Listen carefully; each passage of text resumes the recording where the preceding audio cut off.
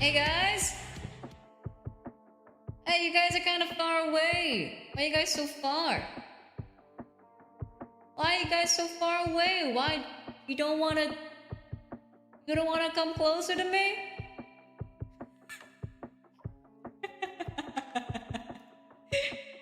What, you don't wanna come closer to me?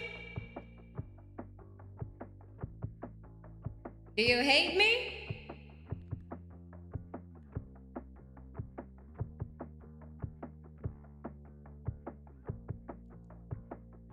Well, I hate to tell you, but I am approaching your location at alarmingly fast speeds. Like this! Whoa!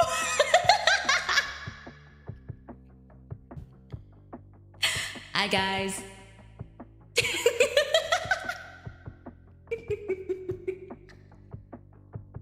Sorry, is this too close? Sorry, is this too close? I can go back.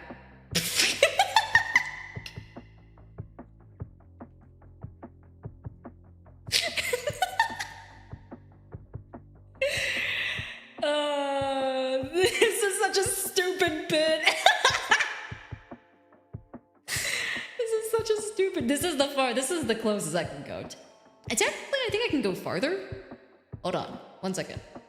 I gotta set this to this one. And then if I make this that. Okay. Hey guys, can you guys hear me okay over here? Can you guys hear me okay over here? Is my voice making it through to the other side? Oh, thank you for the hype train. Sorry, let me get a bit close. Thank you for the hype train! Oh god, my tracking isn't working. Give me 1 second. It's like delaying for some reason. I'm gonna have to delete some stuff on my phone. Let me go ahead and delete some apps real quick. I think my ISP is being funky. Yeah, it's delayed a little bit. Give me 1 second. Let me try and making my computer less chuggy by deleting some stuff. Whoa, big! I know, I'm huge! I'm huge, I'm massive! Look at how big I am. I need to move Twitch chat to be behind me. 1 second. There we go. There we go. Yeah, I don't know why my thing's so delayed. It might be... I think it's VBridger. Give me 1 second. I'm gonna delete VBridger and then open it back up again. I think VBridger is being weird.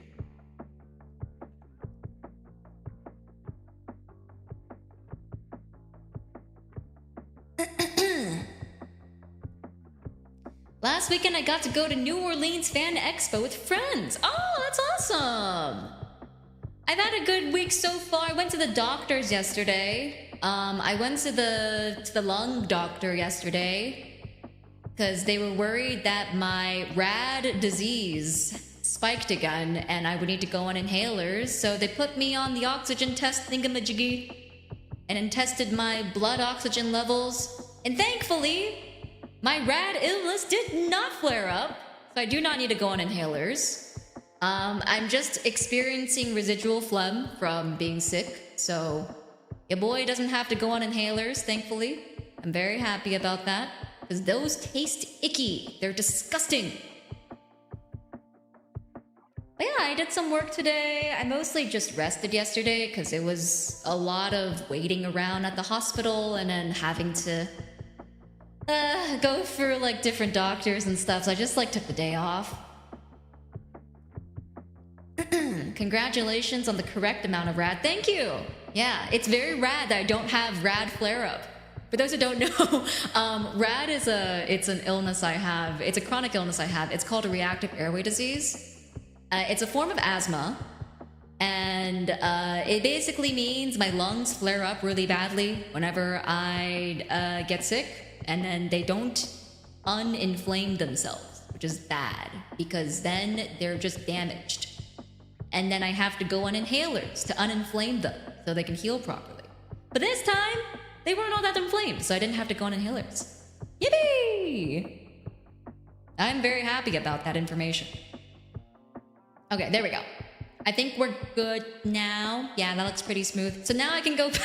Goodbye, guys. Bye!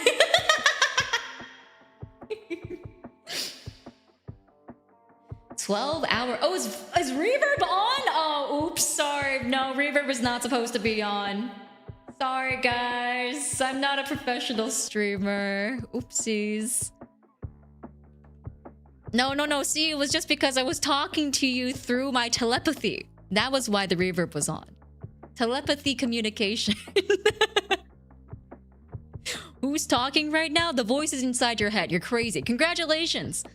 You now need to go on a chronic medication to suppress the voices inside your head.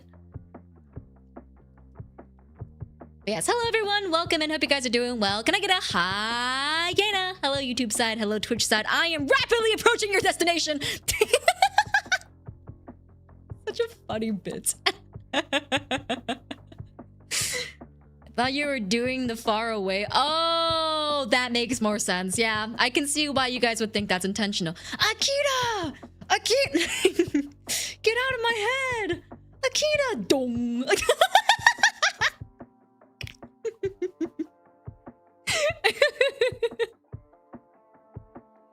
But yes, thank you for the hype train over on Twitch. I appreciate it. I hope you guys are doing well. Welcome in. Hi, Yena, everyone. I was doing a lot of admin work today. I was checking very fun stuff. Checking my finances. You guys remember how I did bookkeeping member streams like for the first 5 months of 2025? Yeah, so that's coming to bite me back in the ass again. Because I have to file taxes soon, and I don't have anything past freaking May. But you know, that's an issue for April Yena. Smile? Mm-hmm. That's an issue for April Yena. She can figure that out when it comes to it. Yeah, smile. Shout out 1099s. Yeah, shout out 1099s. I still haven't gotten any of mine from necessary sites such as twitch.tv, but I don't actually think I get them. I think the company gets them. I don't remember how I filed taxes last year. Yeah, no, oh, wait, no. Oh, wait, no. This is my first year filing taxes technically under Yena. Because last year I didn't have to file that much since I had only debuted for like 3 months. And then we lost monetization. Man, I love taxes. Help. I'm here to help you on your taxes.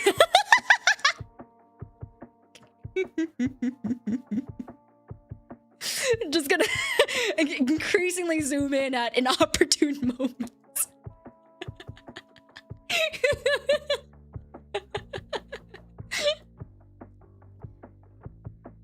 Yena the taxing yin. Yes, you must pay me 20% of your income. And then I will give the IRS 10% of that. And then the IRS will come after you for the additional 10%. But then I'll keep the 10% of your income. And then run away with it. I will be committing highway robbery on your finances.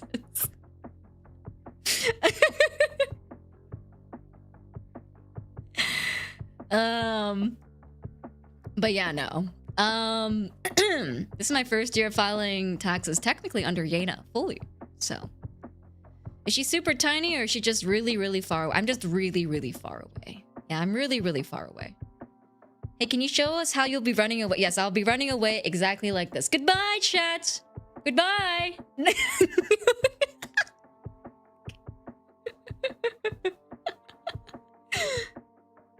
Vader, thank you for the 10 gifted on YouTube. Also, Tyler, thank you for the 12 months of membership. It feels like Yena is... Oh. Can you hold on to this for me so the IRS can't find it?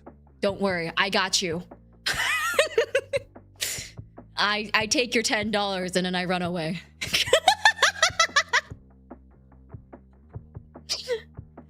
Thank you for the $10 tip, Brad. I appreciate it. Also, Tyler, thank you for the 12 months. Happy 1 year being a Youngblood. Thank you so much for the 12 months. It feels like Yena is staring deep into my soul. I'm glad you're doing okay. Thank you so much. I'm also glad I'm doing okay. It would have really sucked having to go on inhalers for another 3 months. Because those inhalers, like, they don't taste good. But they also kind of have side effects. Like, they make me really lethargic. So it wouldn't have been fun. So I'm glad that I am not going through that right now. Also, Christian, thank you so much for the 3 months of Yum Pups. Thank you for 3 months, boss, and for 3 months of a great bunch of guys known as the Yum Pups. We hope you're doing well. Thank you. I am doing well. Also, Vader, thank you so much for the... Vader, thank you so much for the gifted on Twitch. Sly, thank you for the 11 months of Prime. And Yubi, thank you for the 11 months of Prime as well. Thank you guys so much. I appreciate it. Greetings from the news. Got a message for our listeners. We're coming here from the fragment of 18... Oh, thank you. Thanks for stopping by. I appreciate it. I have one thing to tell you. I am rapidly approaching your destination. You should be scared. Smile. Also, thank you for the 50 biddies, Ayano. I appreciate it. Thank you so much. Guys, why has she been demoted to yeah? Huh?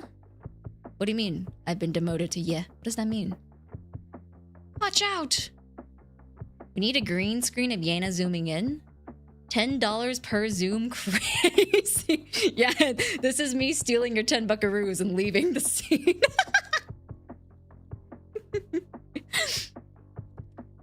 You underestimate my power. I will not give in to the green side. You are free to be whatever you want to be. I have no qualms about either green nor gray. You are both loved in my chat. Also, Sky Ruby, thank you so much for the membership. The laugh of a hyena, perfection, love you. Oh, thank you. I appreciate it. Thank you so much. How far can you get? This is the farthest I can get. This is the smallest little guy that I can be. Oh, actually, I can be a little smaller, I lied. But look at me. Little guy. She's just standing there, menacingly. To steal your $5. Oh, Roberto, thank you so much for the $5. I'm taking this. Goodbye.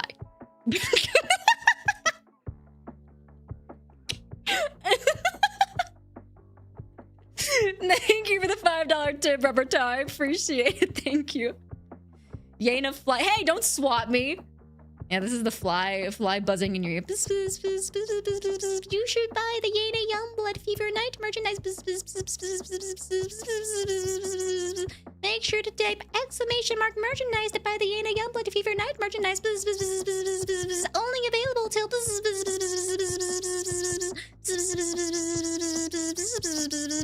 January 28th.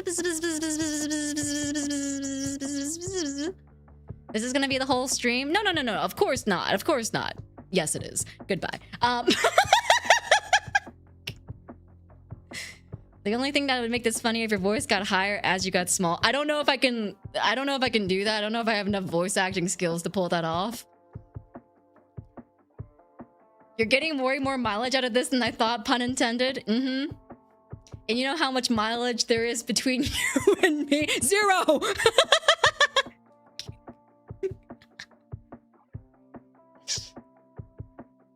It's all fun and games until she what? Until she multiplies to block out the windows. Hat flies man. Yes, there's gonna be multiple Yenas very soon. Bina. Yes, I'm rebranding. That is me, Bina.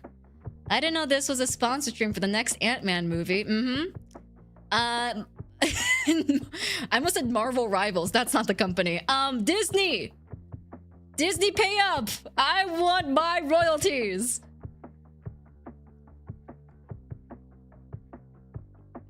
Merch is still available. It came out a year ago. Oh yeah, limited time merchandise for the Fever Night event though will not be available after January 21st. January 21st. January 28th, my bad. But if you're interested in Yena Youngblood merch as a general, there is merchandise still available from my debut. I think there's still can badges?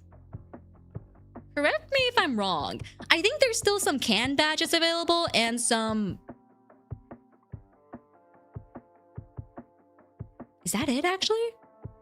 I also have a voice pack. I have a voice pack. Smile. She didn't get it, chat. Sorry. I don't understand jokes. You're gonna have to explain it to me in excruciating fashion. While I sit there and be like, huh? I don't get it. What? Sad I can't get a debut standee. I do believe I do believe that there may be... Can I say this? I don't know if I can say this. There may be evergreen merchandise coming out at some point this year of new stuff branded under Chroma Shift. You know, that's all I'm gonna say because I feel like I'm already Tom Hollanding a little bit. But yeah. So if you didn't get a debut standee, you may be able to get a standee in the future of another Yena Youngblood item.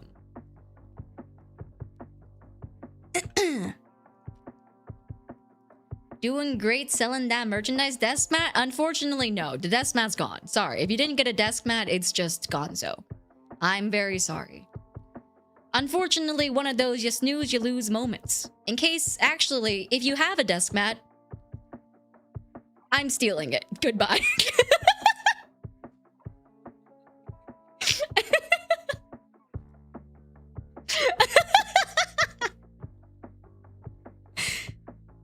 Oh, standees are sold out. Can badges are left. I think there's also jet tags, right? The jet tags are actually pretty cool too. I have a jet tag myself, and it's very sick nasty. Oh, did you guys get the racing merch? The Racing Queen merchandise? I got mine in the mail, and good lord almighty, that is a huge, gigantic standee. Or not standee, sorry, what is it? The freaking desk flag? It's massive. It's like the size of my... Sorry.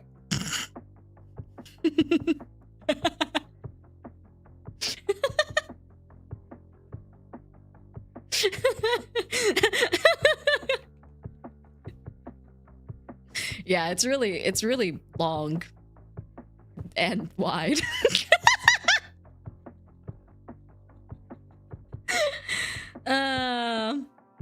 Did you see the picture I posted? It's so crazy. It's insane. Like, where are you gonna put that shit, man?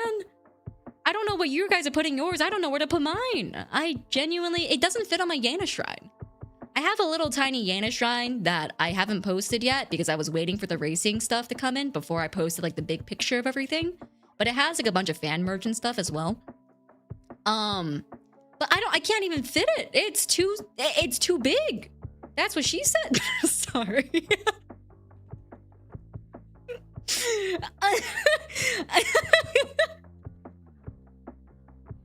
Your jet tag is sold out too. What?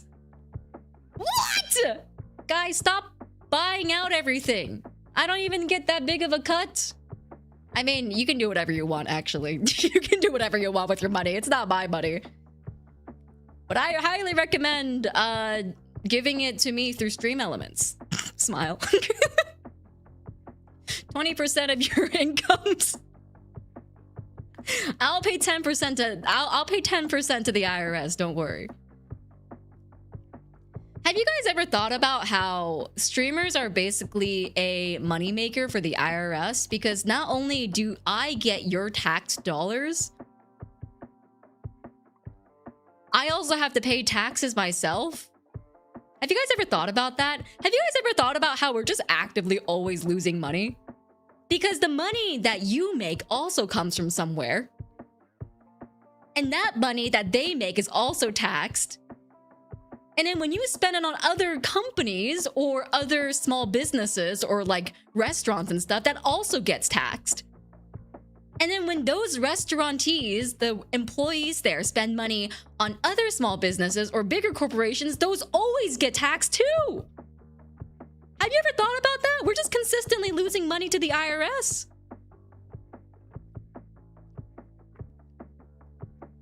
Yena, I've never thought about that ever. Well, I'm putting the thought into your head right now. Which is why you should give your money instead. One can badge, please. To me for safekeeping. Smile. No, I'm kidding, guys. This is a bit. This is a bit. You don't have to give me your money.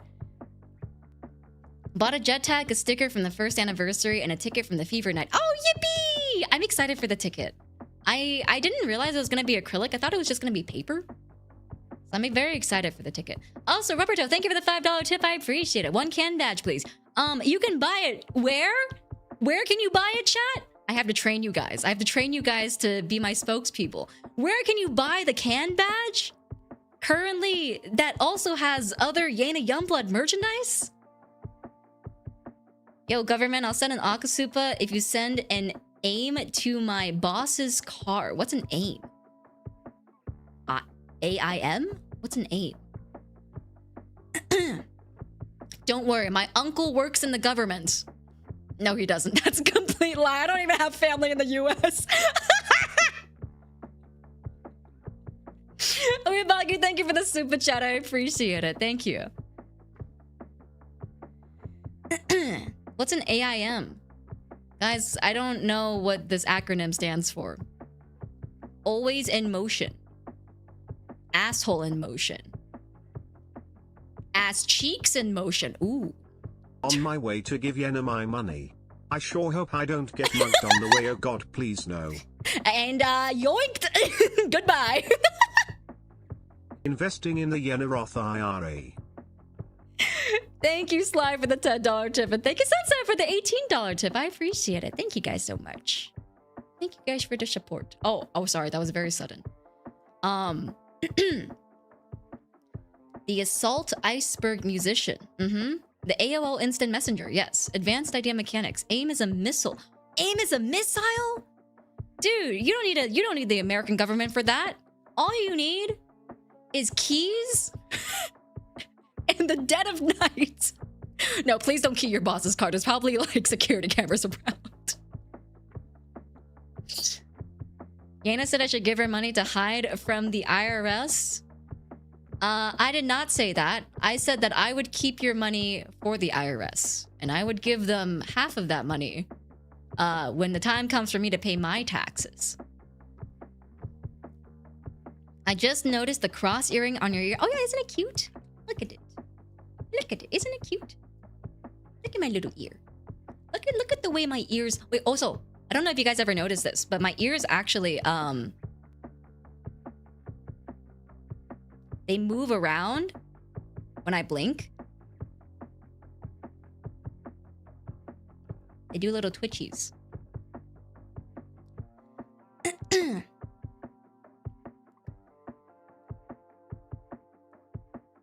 Have you guys ever gotten your car keyed before? Okay, for some reason, I never knew that getting your car keyed meant, like, getting your car slashed with keys. For whatever reason, I always thought that getting your car keyed meant that you were, like, someone was, like, taking a key and, like, making a forgery of your car and then stealing your car. I didn't know it was, like, slashing the side of someone's car with a key. VTuber I know mapped her ears to eyebrows. Super oh, you know, I actually probably could do that too. Let me see. Let's see. Ear. No? I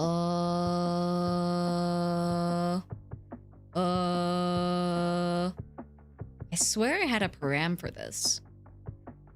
I swear I did.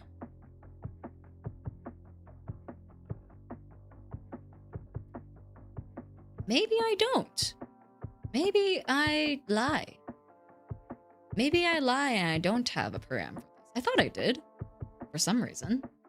Oh, oopsie. Oh god, sorry. I keep changing in size. The boss lied? I would never intentionally. I would never intentionally.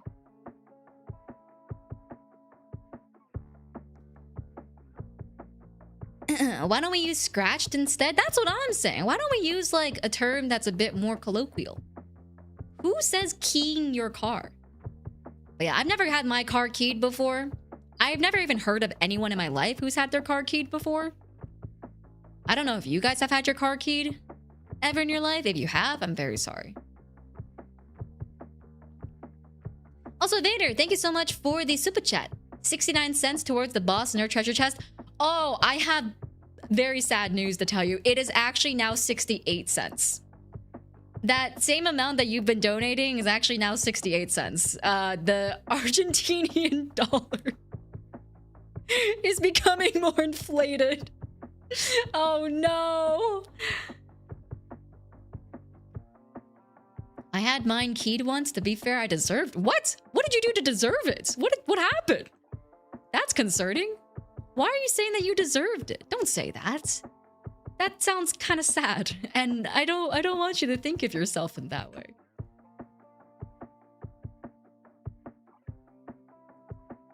I really thought I had ear params for some reason, but I guess I don't. That's so interesting. Really? Ear. Oh, no, I don't.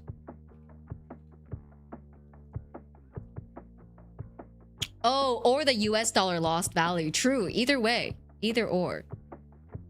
What if I got keyed instead of my car? Wait, what? Like someone stabbed you with a key? Oh my god! Sorry. Speaking of stabbing, that's a terrible segue. I'm so sorry. That okay? There's wait. Hear me out. Hear me out. I recently finished Death Note. That was really not a great segue. No. It's because I recently finished Death Note. I finished Death Note recently, so I was like, because a guy gets stabbed in it. You turned British for a moment and stab. No, I would never shank someone. I can't even do a British accent, man.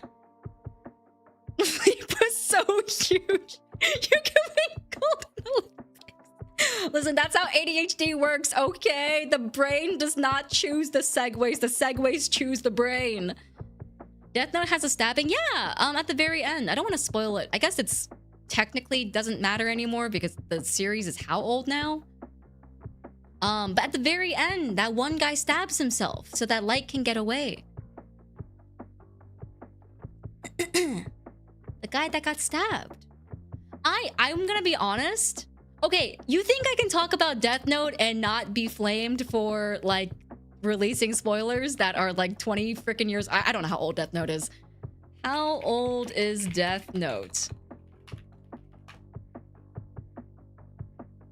Oh, it's over 20 years old, because the manga started in 2003. Don't come at me for saying 2003. I will kill you.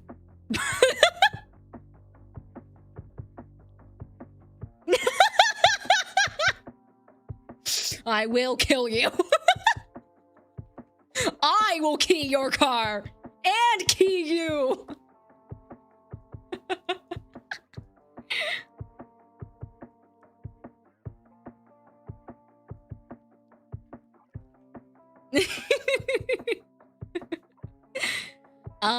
But yeah, no, I finished Death Note recently. Can I just say, okay, I'm gonna say a spoiler, okay? If you don't want Death Note spoilers, mute the stream now. I'm gonna say it. I'm really gonna say it this time. You can't stop me. I'm gonna say it. Ready? 3, 2, 1. I really did not like it after L died. I feel like the anime got really sloppy and all like the motivations, like, okay, there's like a I guess an argument of like the investigation got closer and closer to Light, so he like started getting more and more anxious about like who was gonna find out and stuff like that, right? But like he just lost all rational reasoning, and I feel like his character just got so like confusing. Yeah, and okay, I actually talked about this recently with a friend because it was with Hio. I talked about this recently with Hio because I was really upset because I was like, what was the point of L dying if they were just gonna replace him with L2? Like, Nier is basically the same exact character. Like,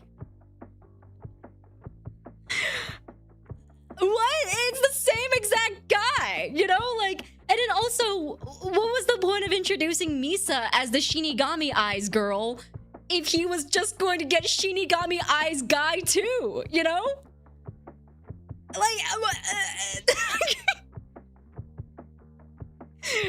why couldn't they just utilize the same character?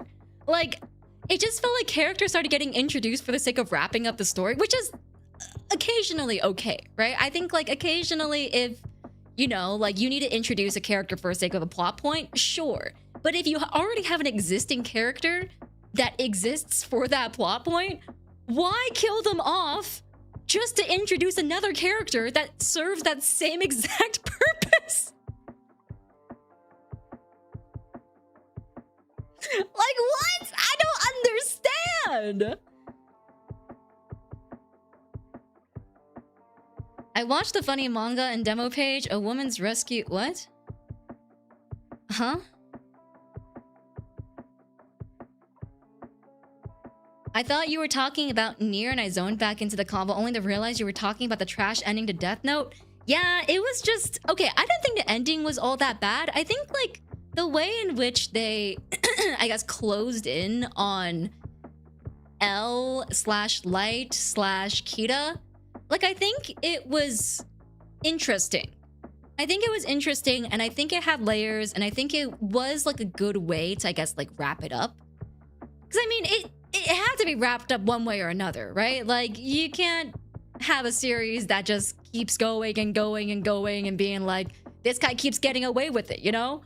You just can't. Like, that's not what Death Note was supposed to be. Like, eventually, we all knew that Light was gonna be caught, right?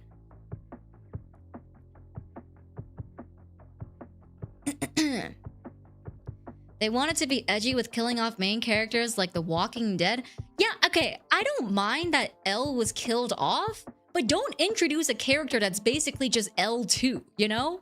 Introduce another type of, like, I would have liked it more if Mello was the kind of person that was the more, like, main type character in the investigation, and then L2 was the background character. To kind of, like, show, like, how, like, there was a fatal flaw in L's investigation or like whatever, that he wasn't determined enough, or he wasn't like confrontational enough or something like that to like basically like make the hard decisions or whatever, right? Like if there was like something like that where it showcased that Nier took L's mythology and ran with it and then still couldn't find Kita because he just wasn't confrontational enough, and Mello was the like additional sauce that was needed to like find and close the case, like that would have been more interesting, right? Like I don't know, like I just you know, something like that where it's like, why would you just give us L2? It makes no sense. Having the same character not be discovered after so much info is revealed might bring the intelligence of Light into question. L was a great antagonist. Mello and Nier were supposed to be represented that they individually they're inferior, but together they were able to take on Kita. But kind of lame in comparison. Okay, I think that's an okay way to go about it. But then to make Mello the kind of guy that like... okay, I've been told that in the manga, there's a bit more representation for Mello. But in the anime, he just kind of dies. I wish it was flip-flopped, you know? I wish like Mello was the character that led the investigation, and his like mythology of being confrontational, of being a bit more aggressive, was what ended up catching L. That's not true. Look at Detective Conan. I mean, I guess that's true. But Detective Conan's like their own individual stories with a main detective, right? It's not like there's recurring characters that are on both the protagonist and the antagonist side. Like L1 and L2, like in Joy-Cons. Get it? Get it? Smile. Is that not what happened? I must be misremembering the ending. Okay, I've heard in the anime that Mello plays a lot bigger role in the capturing of L, but in the anime, he has like maybe a total of like 60-70 minutes of screen time. And then most of it is just him being like, I'm gonna catch Kira no matter what, with like the big eyes. He has these crazy eyes, like characters' moments before they're gonna go insane. It's like, I'm gonna catch Kira and Pearl, then I'm gonna be the next, you know, like, but like he doesn't really get his character fleshed out at all. Like he doesn't really showcase much of his contribution to, I guess, like figuring out the stuff with cornering, like, you know, Kita and everything. I don't know. I don't know.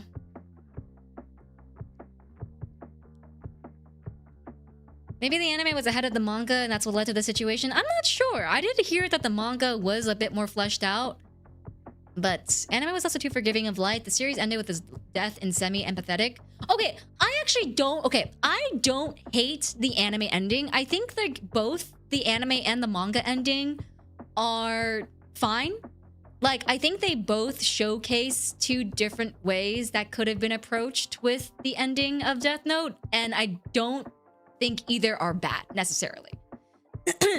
Reason why I say this is because I actually like that, like, Light was shown in a semi-empathetic manner because, like, it gives way to show that he was just a good guy before. Like, he was just a good little being, you know?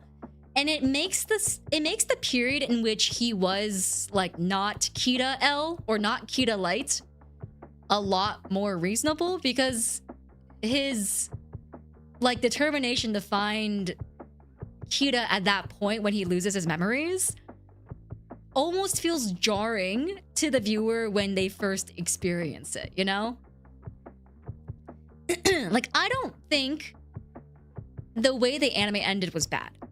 I actually kind of like that there was this, like, dramatic little, like, empathetic nod to that he was just a good little being and he had everything that he could have ever wanted before, but then power corrupted him, right? But I also don't think the way the manga ended was bad either. Like, I really liked the way that he was basically a sniveling little guy trying to, you know, trying to live and begging for his life till the very end, right? I also don't think that's a bad way to end it. Because I think that was his character at that point.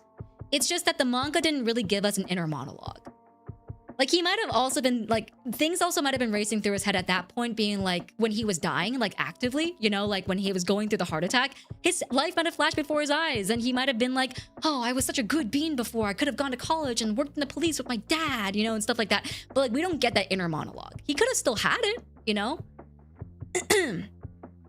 But we just don't receive it in the manga. Whereas in the anime, we do receive it. But, I don't know, I think neither ending was bad. Like, that is my personal opinion. I don't really hate the way they ended it. I just hate the way they fleshed out the last section of Death Note. I think it could have been done so much better. And I haven't read the manga, so maybe it was done better in the manga, but yeah, anime definitely lost me a bit after L died.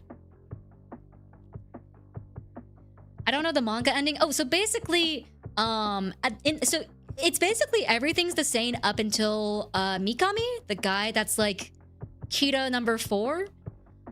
Up until Mikami kills himself. In the manga, he doesn't kill himself, but instead he denounces L as his god, basically saying like, you're not my god, you're just some whimpering little fool, like you're a pathetic little man, you know? And then he like loses all his aura and becomes this sniveling little man as well. And then Kita's, or Light, tries to write Nier's real name into his little like sliver of notebook. And then once he tries that, he gets shot by Matsuda. Matsuda, you know, is like, yeah, like, fuck you, I'm gonna kill you. And then the guys hold him back, and then L's like, no, no, Misa, where are you? Takada! Mikami, kill them, kill them, kill them. And then when no one is there to respond to his pleas, he's like, Ryuk, Ryuk, kill them, kill everyone in this room, Ryuk, kill them, use your death note to wipe out everyone in this room. And then he's like on his knees begging the Shinigami. And then delete. And then Ryuko's like, okay, sure, I'll kill them. And then he writes the names in his notebook, but it isn't the names of the people around him. Like, it isn't the names of Nier, the task force, anyone that caught him. It's just Light's own name. And then he shows Light his own name in Ryuk's death note. And then Light's like, no, please, please, I can do so much good in the world. I can't die. No, I don't want to die. No, no. And he has a heart attack and dies. Yeah. And then that's it. And then that's the ending of the Death Note manga. So the manga definitely showed him in a way that was a lot more like, oh, he is just a pathetic man with an ego. Like he had a god complex, didn't know what the fuck to do with it, and now he's dying and doesn't want to die, even though he said he would die for the cause of making the world a greater good. Stupid man. Was N's name Nier? Nier was a pseudonym. It wasn't like Nier as in like Nier Automata. It was Nier as in like far, near, like far, near.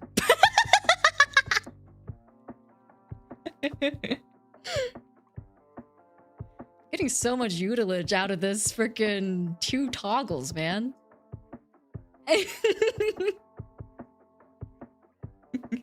Thank you for the example. You're welcome, of course.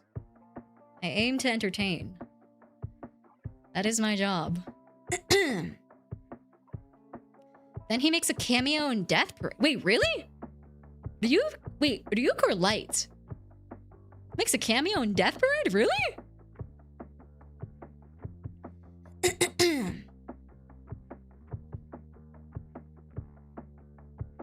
If you ever get to the point you beg me for help, you done fucked up. Yep, The main character and he gets killed with the default spell, not even specification. Mad disrespect.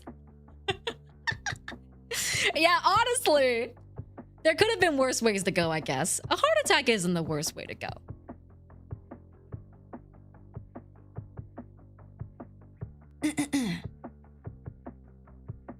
Light does they say Light does they say they don't know what to do with him, just send him on what? My god, you might want to revisit that sentence. Also, Neruya, thank you so much for the $1 tip. Thanks for trying to get me sick at ALA. Did you get sick? Was my Haku able to get you sick? Does that have like lewd implications? I don't know what the what is Hak? I thought Haku had just meant like you spitting, you know, like, you know, Haku, you know. What is the lewd implication? I thought it just meant like Haku, you know, like you spit on it. I spit on you. The context in which she said it.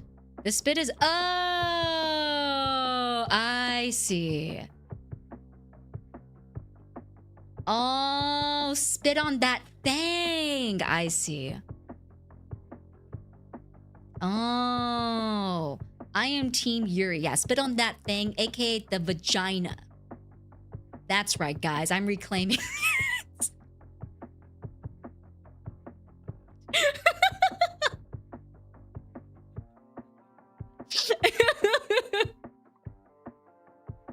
I just thought it meant you spit on it. Like you spit on, you know, spit on whatever you're spitting on. Like Hatu. Hatu. You almost rage baited me there. I wasn't rage baiting. Guys, there's a such thing as just being ignorant. There's such thing as just being stupid, okay? I just don't understand what the new kids are saying these days. What are you spitting on? Vagina.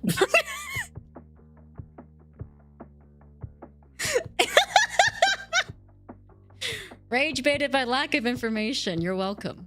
A common occurrence in the Yena Youngblood stream. Common occurrence in the Yena Youngblood stream.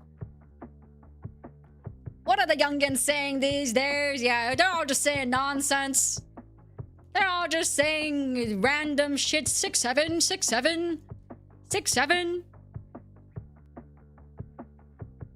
Aliens meme pose. Aliens meme pose is dating you so far back, you might as well have a freaking veterans discount. Like, I don't think I've seen that meme in freaking... I don't think I've seen that meme in 5 years.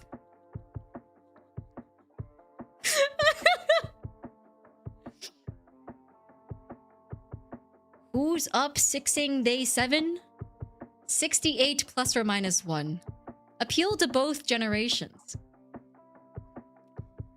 Yin, Yak, Yena, Yoku. Guys, wait, hold on. I need to give you the context behind this because I didn't stream the ALA stuff and then now the VOD's privated, so I can't find a clip of JP wearing the freaking hoppy that just says Yin Yak on it. But JP made a freaking hoppy that says on the collar, Yin Yak Yena, like across like the little rim area. And then on the back, it just says the kanji for Yoku.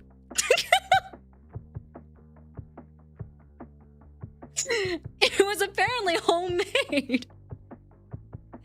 Also, JP, thank you for the $5 super. I appreciate it. Thank you. I know. Fire hoppy, man. I want one. You should make me one.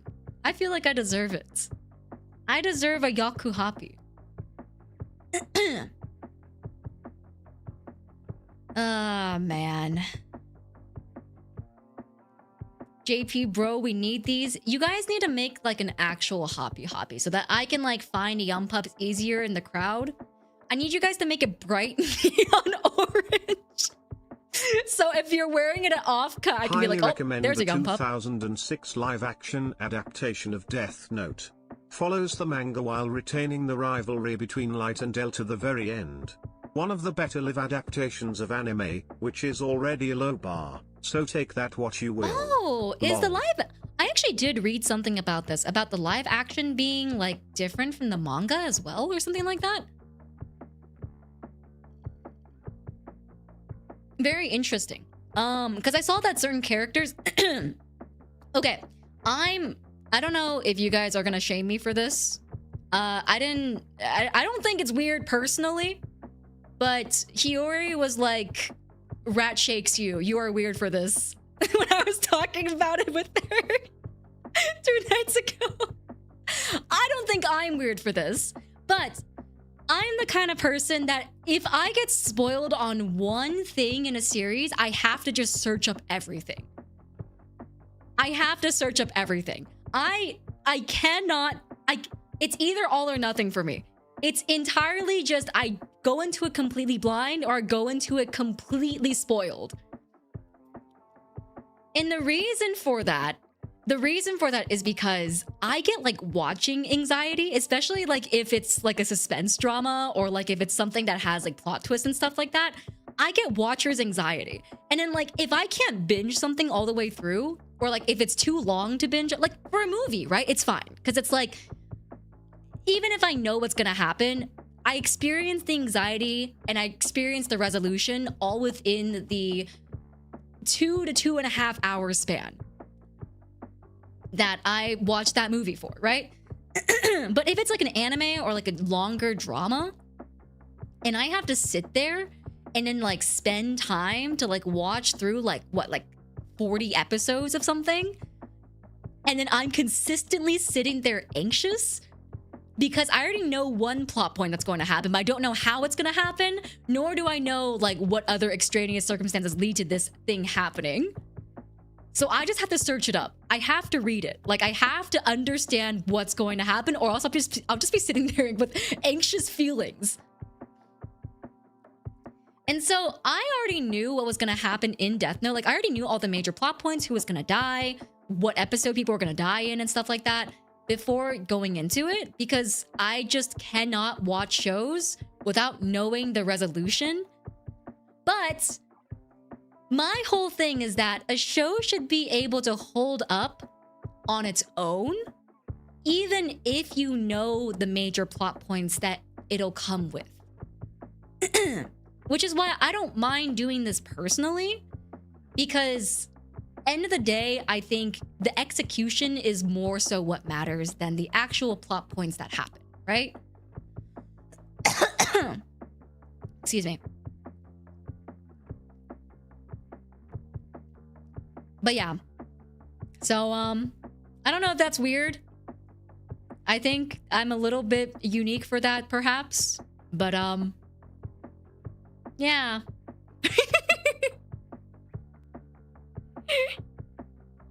I just don't like sitting in suspense, especially when I have other shit to do and all I can think about is, oh, what's gonna fucking happen in these next 10 episodes? I have work to do. I have things I gotta get done. I have things to Spoiler deadlines alert, to meet. in Sonic 3 Shadow gets Sonic pregnant. Don't believe me? Look up Sonic inflation. Oh, really? Sonic inflation. I'm kidding. I'm not that dumb. I love that joke though. Have you tried JoJo's? There's not really any major plot points except for a handful. I gave JoJo's a shot. I liked JoJo up until the guy with the pompadour. I forgot what his name was.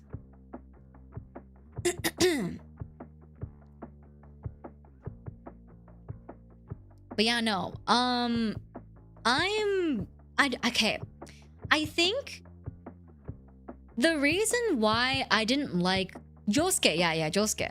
The reason why I didn't like Josuke was because I think the beginning. So okay, parts 1, 2, 3 had a very, very concrete idea of what their goal was, what the plot point was, conflict motivation, and stuff like that, right? I feel like part 4 is where it really begins kind of on a clean slate, where you don't really know what the impending villain is, who the impending villain is, what the impending conflict is, and stuff like that. And it's a bit of a departure from the first 3 parts. I think that's why I couldn't continue watching part 4, because for me, parts 1 through 3 was already complete story. And I got like watcher's exhaustion, basically. I got watcher's exhaustion because I had already watched through parts 1, 2, 3 with this like idea of like what this world has in terms of antagonist, in terms of conflict, how it operates and stuff like that. But the beginning of the beginning of part 4 is really slow. Not to say that's a bad thing. I think slow anime can be fun and it can be enjoyable, but I think it was more so of it's like watching the first episode of Oshinoko and then watching the second episode of Oshinoko right afterwards. That was the feeling I got, where it was like I came from such a high to such a mellowed out medium. And then every single episode in part 4 felt like a repeat of previous episodes with like slight implications of like a overarching plot line. But like I got bored of it. I got bored of it. I couldn't follow along with the implications. I couldn't follow along with the overarching plot line. I was just like, isn't this the same thing that happened in the last episode, just with a different character and a different conflict, you know?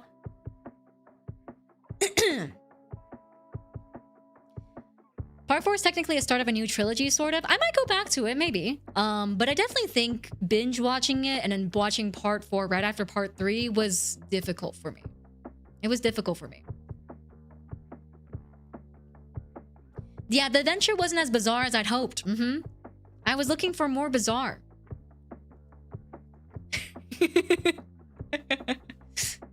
What is this, JoJo's mediocre adventure?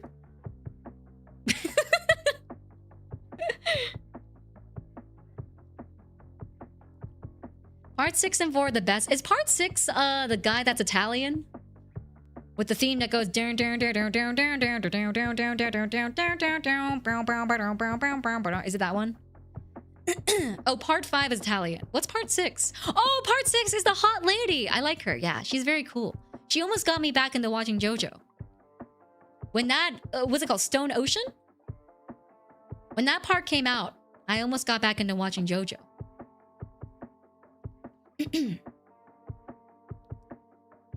Jolene's okay vacation. No spoilers, no spoilers. I haven't watched it. I might watch it in the future.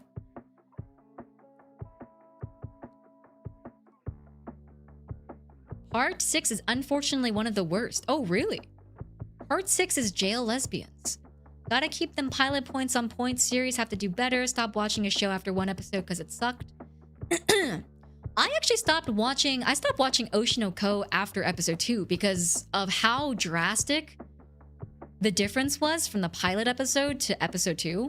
I don't know if anyone else got that experience, but like I watched episode 1 like completely blind because I watched it the day it came out.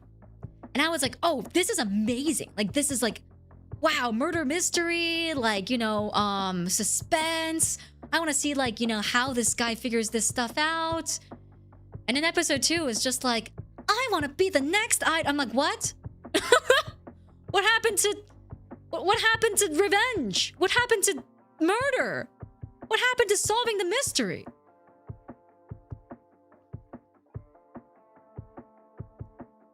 Yeah, I stopped watching Oshinoko because of that. Part 7 is coming out this year. The manga is peak. Everyone really likes JoJo. I mean, like, I'm sure I would enjoy it. I think, yeah, I think part 4 just kind of turned me away from it a little bit. But it sounds like it's right up my alley, you know? JoJo 7 has Zeppeli? Is that the cowboy guy? Zeppeli.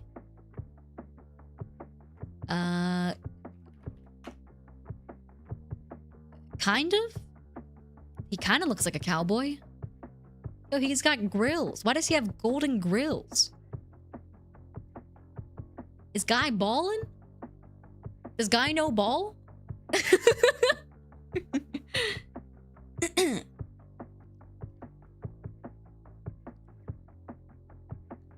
They're all cowboys? I do love me a cowboy.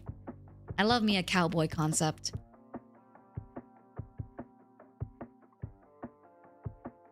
He's the balls guy? He's got balls? He knows balls? And he's got balls. So he's rich then? He actually is rich? Oh, he's the steel balls guy. Oh, true. Oh, that's why it's called Steel Ball Run. He throws balls? Oh my god. He does know ball.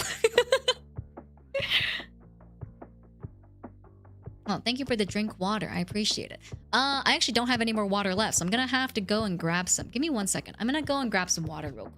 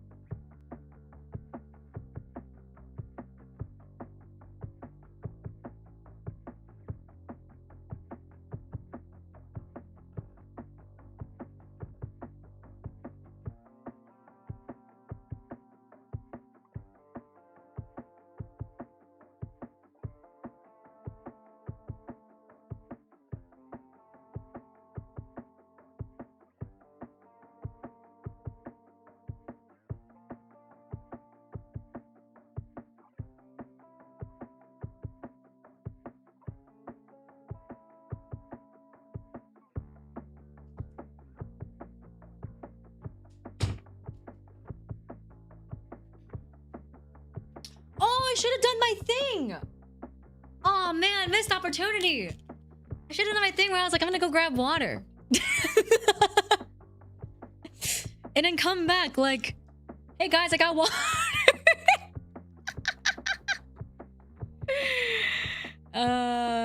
God. This bit is so stupid.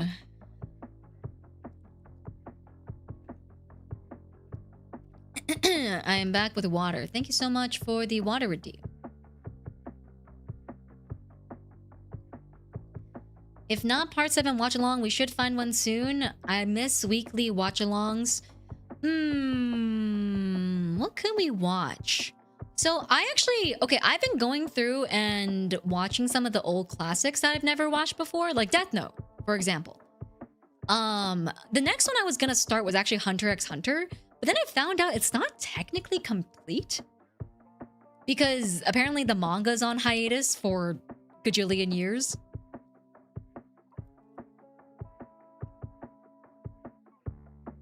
There's actually a pun in the Cannonball Run, which is the time trial race from New York to LA. Oh, really? Oh, I didn't even know there was a race from New York to LA. That's pretty cool.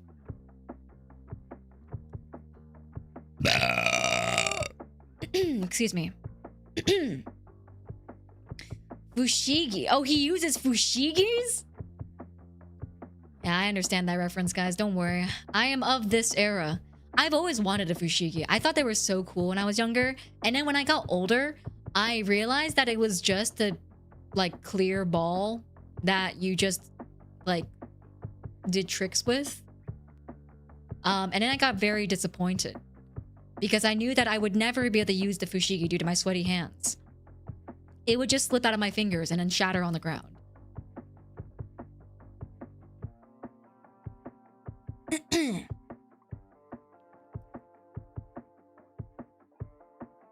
I can only imagine bewildered someone's gonna be when they come in and see us talking about steel balls. I mean, that's no, I don't think that's too far off. I mean, like, balls of steel is a term. Balls of steel is a term. Steel balls. I don't think that's too far off of a conversational topic. Steel ball run.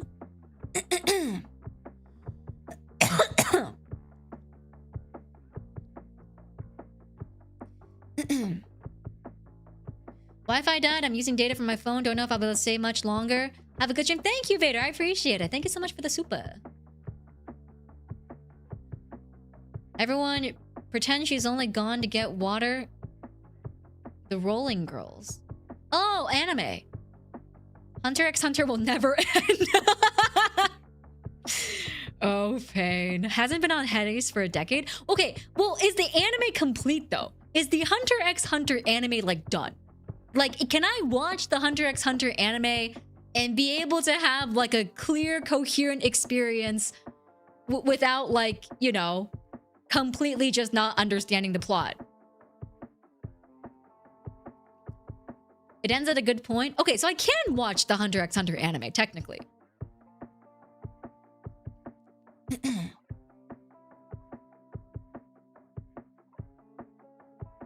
Watch Hunter x Hunter anyways. The ending is pretty satisfying. That's what I've been told. That's what I've been told. Also, Sevi, thank you so much for the raid. Welcome in, everyone. Thank you for the raid, Sevi. Hello, raiders. My name is Yena. I'm the big bad hyena from Chroma Shift, and we're just yapping today. I had a little, bit where I was like, I'm rapidly approaching your location with this stupid ass toggle. Whoa.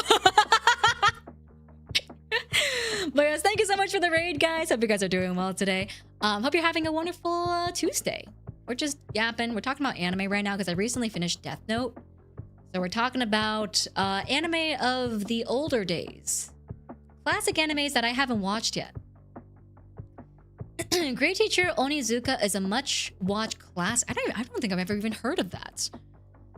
Great Teacher Onizuka. Savvy, if you're still here, if you had one anime to recommend me that I need to watch, what anime would that be?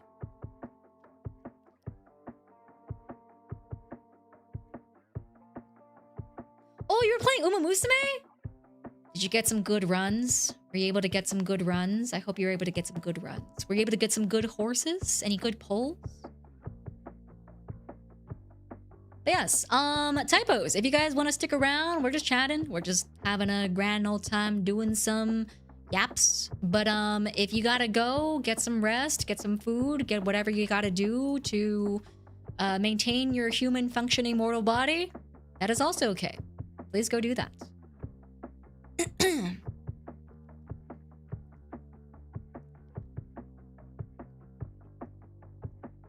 Hunter x Hunter having a plot is not exactly right.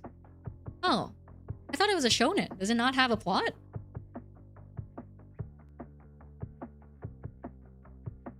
I gotta go get food, Yena. No worries, Brad. Thanks for stopping by. Thank you for modding as well. I appreciate it. Pomapon looking a bit different today. Hey, listen, I'm my own VTuber, okay? I'm my own hyena VTuber. We are different people. Don't compare us. We may be cousins, but we are two very different people. It is not very respectful to compare VTubers to one another. Just in case you don't know that common courtesy.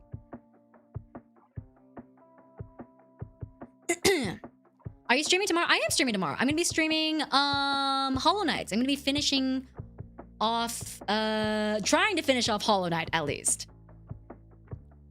That is gonna be my goal.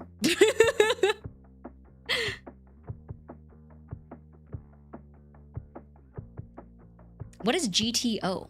Oh, Great Teacher Onizuka? Why is it when I search up Great Teacher Onizuka that the first thing that pops up is anime's biggest predator? What am I supposed to make of this, guys? I don't know why you're recommending this to me. Rama 1/2 is a classic and it has a new anime. My favorite anime is difficult to locate, Baccano. Can you watch Baccano anywhere these days? Like legal at least? You got some average runs, you know how it goes? Yeah, I know how it goes. That's why I quit Uma Musume. I got sad. My horses kept being just okay. And then I was failing them. I was failing my horses. Princess Tutu. Oh, I've heard good things about Princess Tutu. So I do know Princess Tutu is good.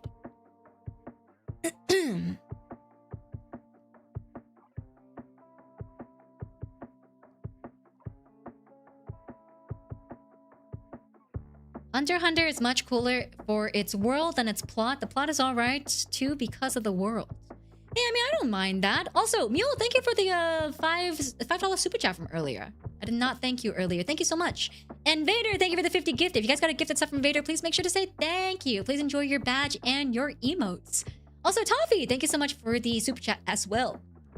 Sorry, was mid-burp there. Excuse me. Drank water too fast.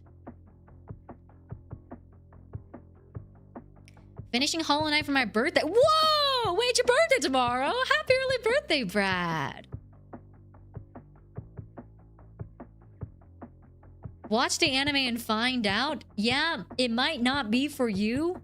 Watch the anime and you will find out. I mean, I don't know if I want to watch the anime if he's anime's biggest predator. That sounds concerning. I don't know if I want to watch that, guys.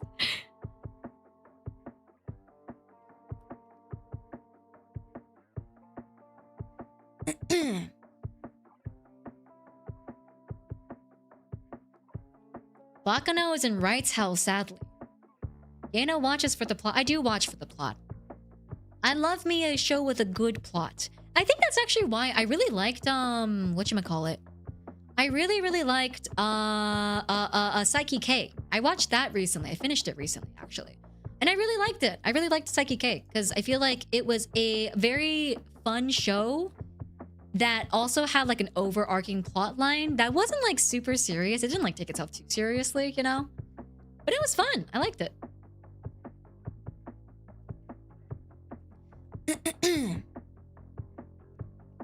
You like mechs, Yena? If so, Iron Saga might be your back. I haven't really watched a lot of mech shows. I mean, I watched Code Geass back in the day. Don't remember anything that happens in Code Geass. I watched Mercury Witch, whatever it's called, the Yuri Gundam one.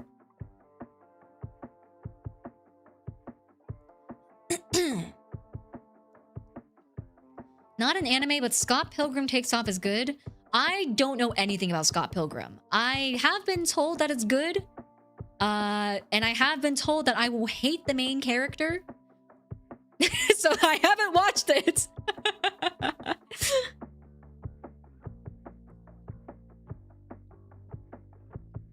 Have you seen Gachi Akuta? I've been wanting to start it, but like I'm the kind of person that, again, I have watcher's anxiety.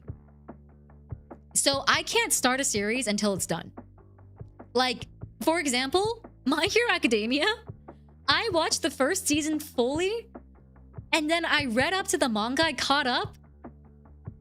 Like, 5 years passed, and then I had to rewatch the entire series because I forgot everything.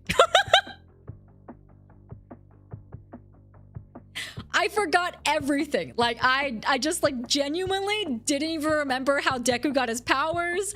I, like, couldn't remember, like, how he even got into school. I didn't know why his arms kept breaking. I, like, had no idea. I just forgot everything entirely, and I had to restart. So, like, I might as well just wait for the anime to be finished. And then watch it once it's finished, you know?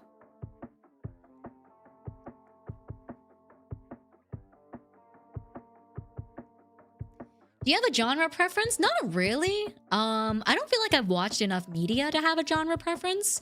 I like stuff that has... I think I'm more so hypercritical of story, if that makes sense. Like, okay, actually, no. I'm more so hypercritical about characters. I actually don't mind if a story has inexplicable plot points. Like, for example, Kill la Kill.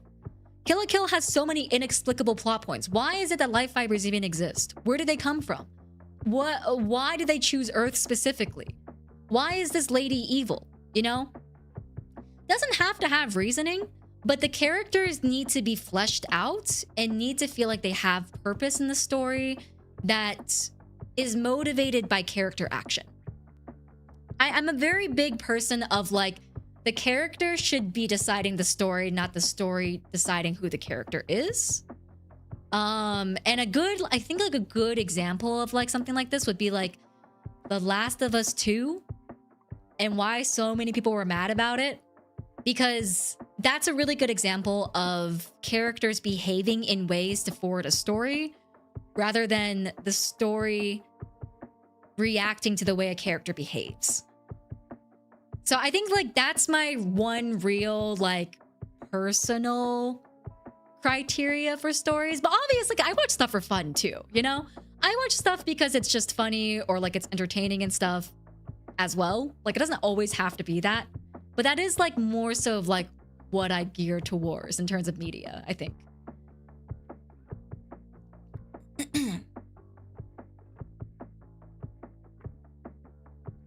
I always recommend Non Biori. It's an anime and manga grafted in...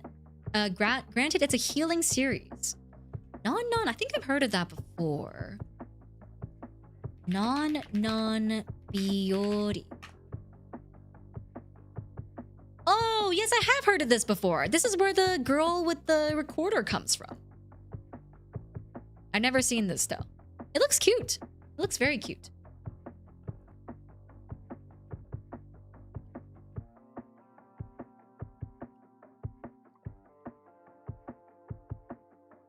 Bakuman. Bakuman? What? Bakuman. Ah.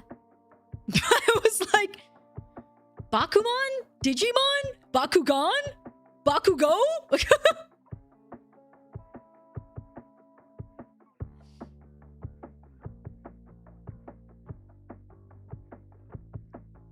One for Culture, Rose of Versailles. Oh yes, I actually have watched this. I watched this when I was like very, very young though.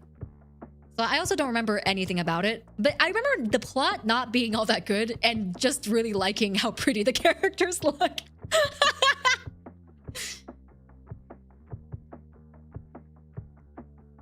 Have you seen Avatar: The Last Airbender? I have. Yes, I have. I watched this recently, like maybe a year and a half ago-ish. I watched both Avatar: The Last Airbender and Korra. I watched both. Guessing you've seen Attack on Titan? No, I actually haven't. So Attack on Titan is also one of those. So Attack on Titan, I watched as it was coming out. Like as it was serialized and as the anime was coming out episode by episode for season 1. And then the same thing happened. I watched all of season 1. I caught up to the manga. And then I forgot about it for like 5 years. And now I don't remember a single thing about anything.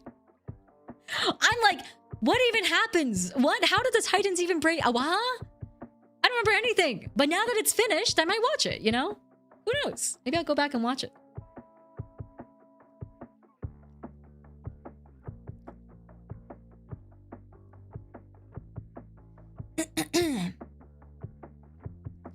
Your Lie in April is one of my faves. Oh, I couldn't finish Your Lie in April. Okay, so I watched the first 6 episodes of Your Lie in April, and then I found out that the ending was really, really sad, and then I couldn't finish it, and I just read the synopsis all the way through. But I have cosplayed every single costume and outfit that, what's her name? Oh my god, what's her name? I'm blanking here. What's the main girl's name? Starts with an H?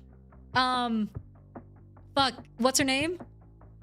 No, does not start with an H. Kaori, my bad. What the heck? Does one of the characters start with an H? John girl.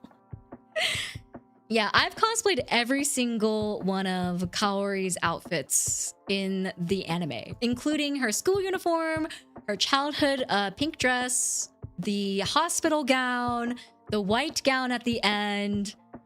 I have every single outfit she's ever worn in the show. And the reason was because I did a photo set of like the slow health decline of Kaori, basically. It was very sad.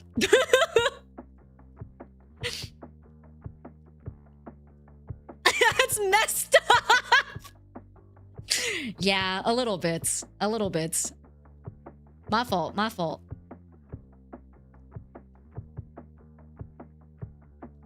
But I actually did used to play violin. I actually learned how to play a portion of the last song she plays on violin, and I performed a little snippet of it at a convention as Kaori. Didn't finish the anime.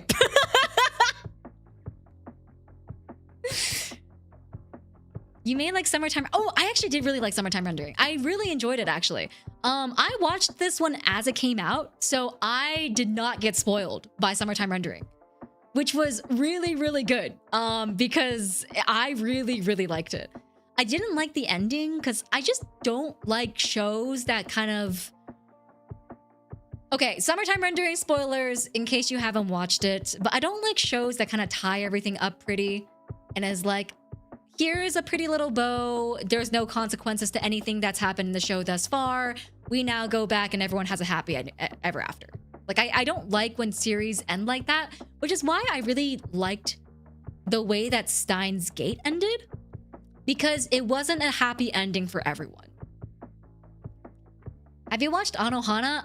Also one of those series where I watched halfway through, felt that the anime was gonna be really, really fucking sad, and then just read the synopsis.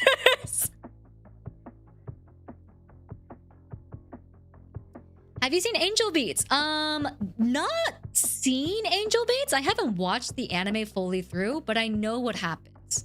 I know the synopsis of Angel Beats, I know what happens in Angel Beats, and I also know the music really well for whatever reason. It was just really popular on like Niku Niku Doga at the time, so...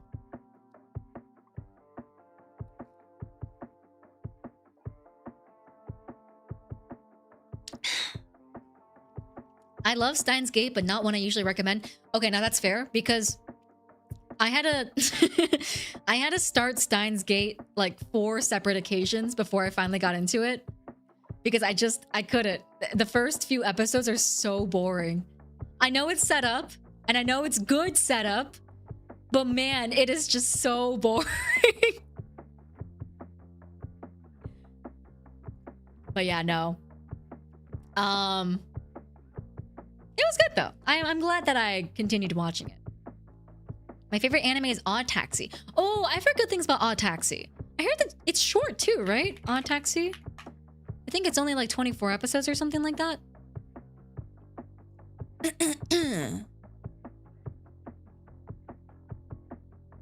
Oh, 13. That is short. Yeah, that is very short. Oh wait, no, there's 2 seasons. Oh, never mind. There's a movie? I think it's a movie. Odd Taxi in the Woods. K-On! Was my jam for 5 years. I loved K-On! I feel like... I don't know if this is just nostalgia speaking, but I feel like Bocchi the Rock doesn't do K-On! The same way. Like, I feel like it was supposed to be like a K-On! Type show, but... I don't know. It may be because I feel like the characters in K-On! I related to a bit more.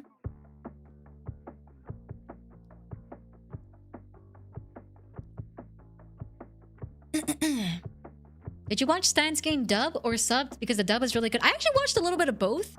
So, okay, this is how I watch anime. It's a little bit counterintuitive because it's... I usually... Okay. I'll watch subbed if I'm eating or like doing something that I can have my full attention on the anime.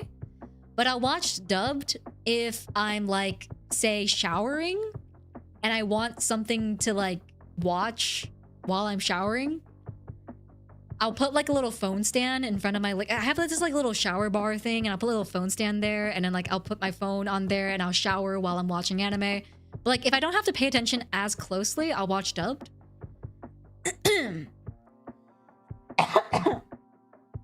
So I usually watch sub and dub of both series. The only anime I really could not watch the sub for was My Hero Academia. Of like recent anime that I've watched. I think it's just because I'm so used to certain characters sounding in certain ways in My Hero that the dub is just a little bit too, the departure is a little bit too far, I think.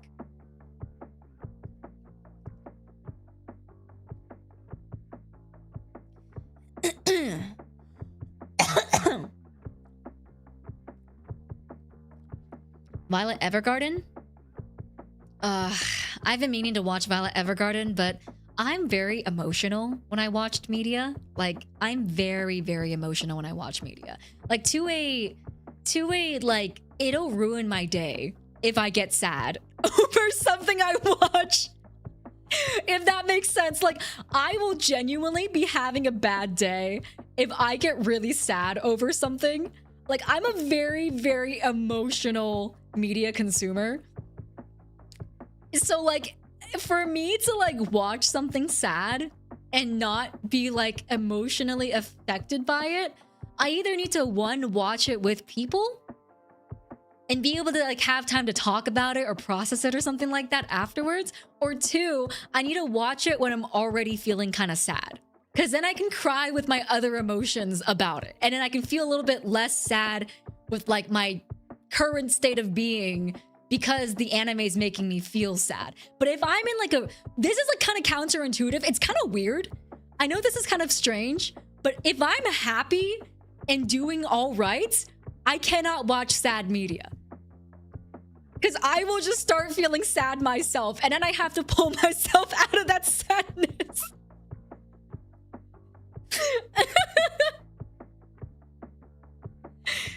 So, yeah. It's kind of counterintuitive because I feel like people are like, oh, don't watch Violet Evergarden if you're not in a good place to watch Violet Evergarden. But for me, it's like, I can't watch media that makes me sad if I'm not already sad myself. Because it's like a baseline thing, right? It's like, if I'm already baseline sad and I get a little bit more sad, then it's fine. I'll just like change my baseline the next day. And it doesn't feel like my day's been ruined. But if I'm happy and I'm feeling okay and I watch something sad and it ruins my day, then suddenly my baseline is all the way down in the pits, you know? If I'm gonna watch something, I want it to make me feel happy. Yeah, you know, okay, it's really funny because I used to be really depressed. And I used to love angst, trauma, no happy ending. Like, I would read fan fiction like that willingly, and like I never knew why. My friends who were like more mentally well adjusted were like, you know, I don't want to watch something sad. I kind of want to watch something happy. And I was like, what do you mean? All the good plot points are in the sad stuff. Everything good is in trauma. You have to watch. You can't have a good show without trauma. What are you talking about? And then after I got therapy and after I started getting happier, I was like, guys, I can't watch sad stuff anymore. It's gonna make me cry. It's like, now I understand. I'm like, okay, I get it. My threshold for sadness is just so much less now. And I'm like, I can't do it, guys. I'm gonna get really sad, and then I'm gonna cry, and then I'm gonna feel really bad, and then I'm gonna not want to do stuff because I'm sad, you know?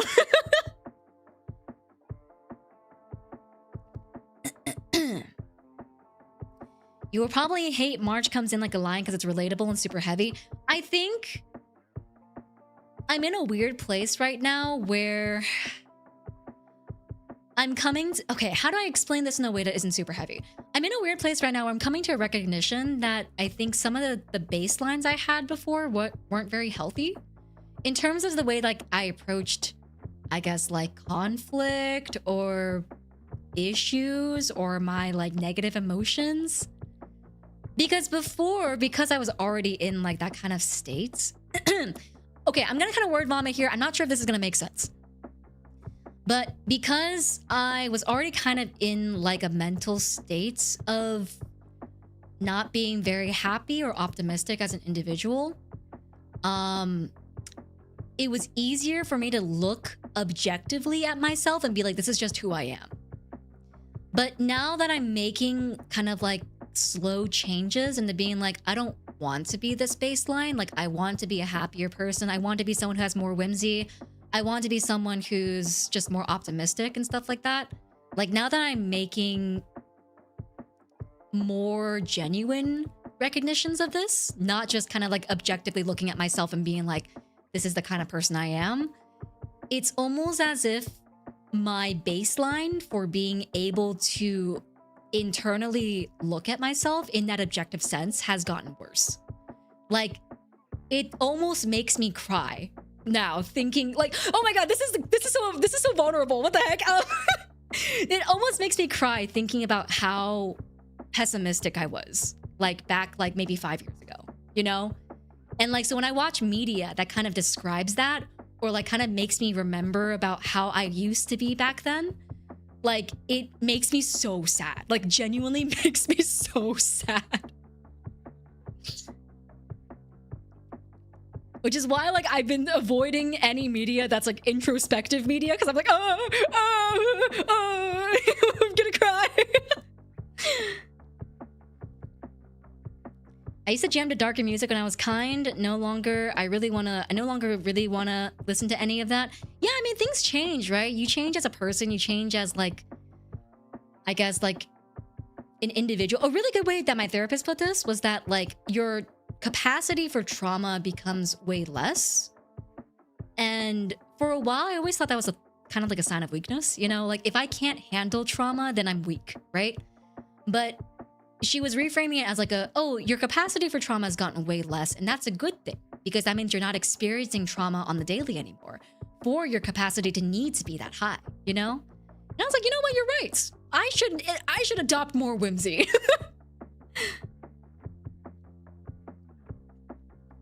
So is it healthy to avoid it? Well, I think it's weird. It's a weird place for me right now, because I'm in a place where I want to be happy. Like, I want to be happy, and right now, looking introspectively sometimes makes me sad. And I don't think that's a bad thing. I don't think it's technically avoidance, because I'm more so thinking about it as just not right now. Like, right now, I am happy with who I am. I don't want to look introspectively in that way. That makes me unhappy about the person that I was. I need more time to accept that I've now moved on from that person before I can look more introspectively and make more progress there. If that makes sense. I think like that's kind of where I'm at right now, where it's like there's a point in which I felt that I just need to move on with my life and not be sad anymore, right? And to do that, I think I need to figure out how to be happy first. And being happy comes with the additional... I think it comes with the additional... How do I say this? It comes with the additional necessity to not think about the sad stuff as often. I think once I'm in a place where I can properly be happy, because right now it's sort of like a weird like teetering in between. There's some days where like I don't really feel like I can, you know, be this person that I want to be. There's some days where I feel like I can be this person that I want to be. You know, like I can be this optimistic, whimsical individual that has fun and is, you know, silly little guy. But yeah, I don't think there's anything wrong with it. I just, like, I don't think there's anything wrong with escapism either, if that makes sense. Like, I think we all participate in escapism some way or another, whether that be doom scrolling, whether that be filling up your like spare time with media, whether that be watching entertainment, you know? I don't think it's a bad thing. I think if it's done in moderation and you know why you're doing it, I don't think it's a bad thing at all, you know? It's only to a point where once you start doing it and you don't know why you're doing it and you're doing it just for the sake of trying to kind of push away this feeling that you keep feeling, I think that it gets to a point, right? But I mean, moderation in all things.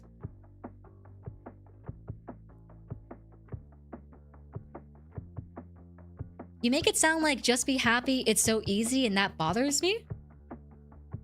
You make sound like flipping a switch, just be happy, it's so easy, and that bothers me. Wait, what do you mean? What do you mean by that? How am I making it sound like that?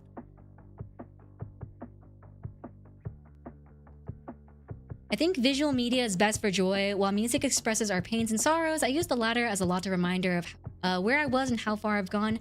Don't know if that's common consensus. I mean, I think everyone processes differently, right? Like, I'm processing differently as what probably the next person would process differently.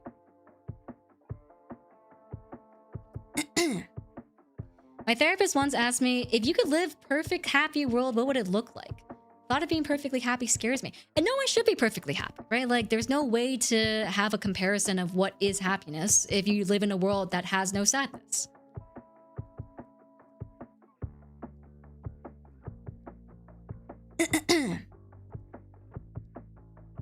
It sounds that way to me, but it could be a communication error on my part. Well, just let me know. Let me know why it's sounding that way to you. Because that's not what I'm saying at all. I'm saying that if you are in a space right now where you can choose to be happy by not involving yourself in negative media or negative things in your life, that's fine. Because that's what I'm doing right now. I'm trying not to look at negative media nor look at media that would make me actively sad, because I know right now that would be emotionally damaging to me. It would make me feel sad. But again, that's just how I process, right? You could process completely differently. And that's also okay.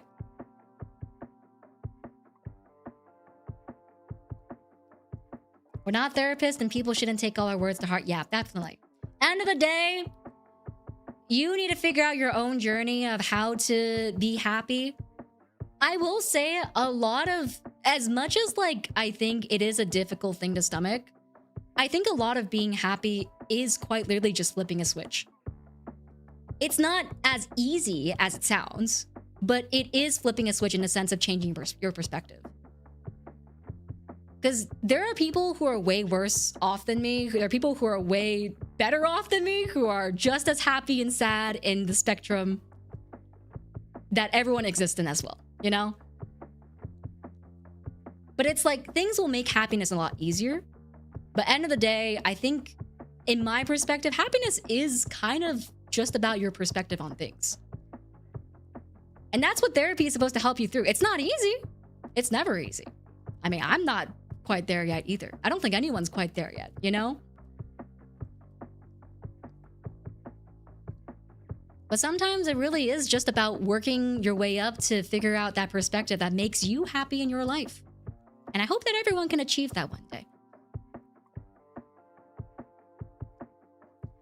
Super quick, when's the last time everyone had water? I mean, I just had water recently, so I'll take another sip though.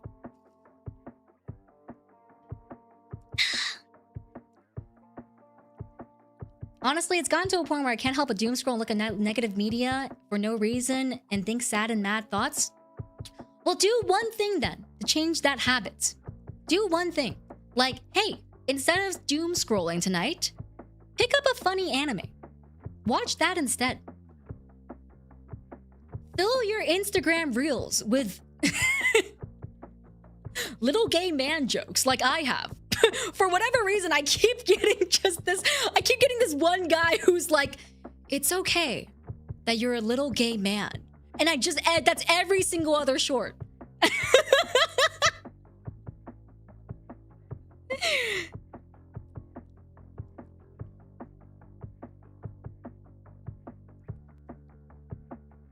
But yeah, I think everyone can do a little something to change the way that their life reacts to themselves.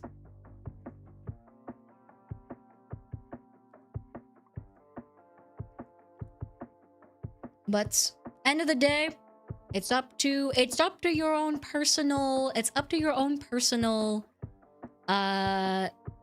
journey and your own personal progress. No one can tell you what to do, and no one can tell you how to do it. We all need a little gay man in our life. Yes, I can be your little gay man.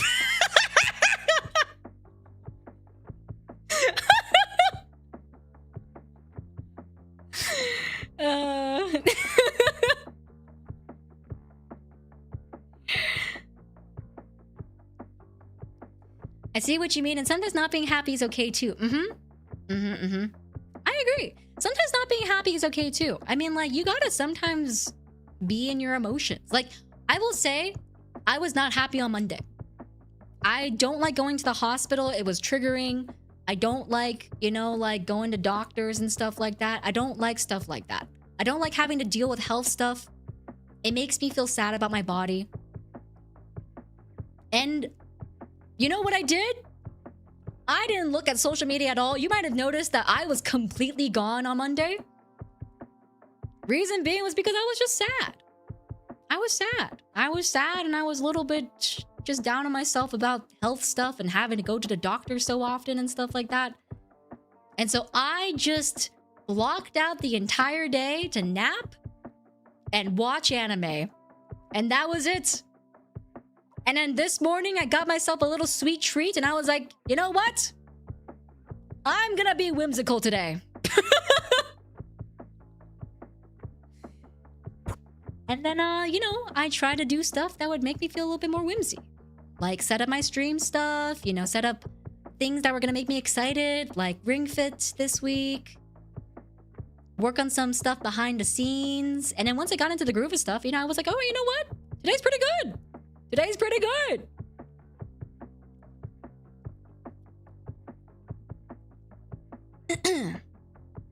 I wish I could get off social media. Hey, man. The first thing is doing your best to try to make an effort to do so. I think one of the things that okay, there's this book. Not self-help hours happening on the Yena Youngblood stream. There's this book called How to Be Perfect. It's called How to Be Perfect, but it's not about how to be perfect. It's by Michael Schur. Thanks for being our little gay man, boss. What? Whoa! Oh my god! What? What the? Oh! Zero Tokyo, what the fuck? Whoa! Thank you for the $170 Aka soup. What the hell? Thank you so much for the Aka soup. Oh my god, thank you for the Aka soup, Zero. I appreciate it. Thank you so much. And thank you, a young pup, for the $10 tip. Thanks I can't read. Thanks for being our little gay man. Don't worry, I got you. Everyone needs a little gay man in their lives. And I can be your little gay man. But thank you so much, Zero Taku, for the $170 super chat. What the heck? That's so kind. I really appreciate it. Thank you. But yes, as I was saying, there's this book called How to Be Perfect. It's by Michael Schur. And he's the guy who wrote and directed The Good Place. If you guys haven't watched The Good Place, I also highly recommend it. It definitely... I think, okay, this may be a little bit almost like crazy, but I genuinely think The Good Place inspired me to start going to therapy. Like, it was such a heartfelt piece of media to me that I was like, I want to be a better person. How can I be a better person? Why have a therapist when you can have a traumatized streamer? Yes, true. No, really. No. Okay, wait, hold on. Why have a therapist when you kind of have a traumatized streamer who has gone through therapy? There you go. There you go. Because then it's not just my therapist anymore. It's our therapist. See, Zero Taku was actually just paying for the therapy session.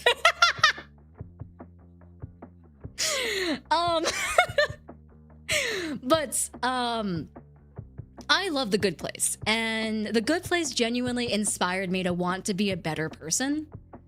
And I picked up this book by Michael Schur just kind of on a whim because I got really into philosophy for a little while. And I picked up the book called How to Be Perfect by Michael Schur because it was about the writing of The Good Place and kind of his journey into philosophy and his like feelings on like what is considered morally good, morally gray, morally bad, you know? Stuff like that. So, there is this line in The Good Place that continuously sticks with me. How are you going to learn how to ride a bike if you never get on the bike? How are you going to learn how to succeed if you never fail falling off the bike? How are you going to know what riding a bike is in terms of success if you never fall off?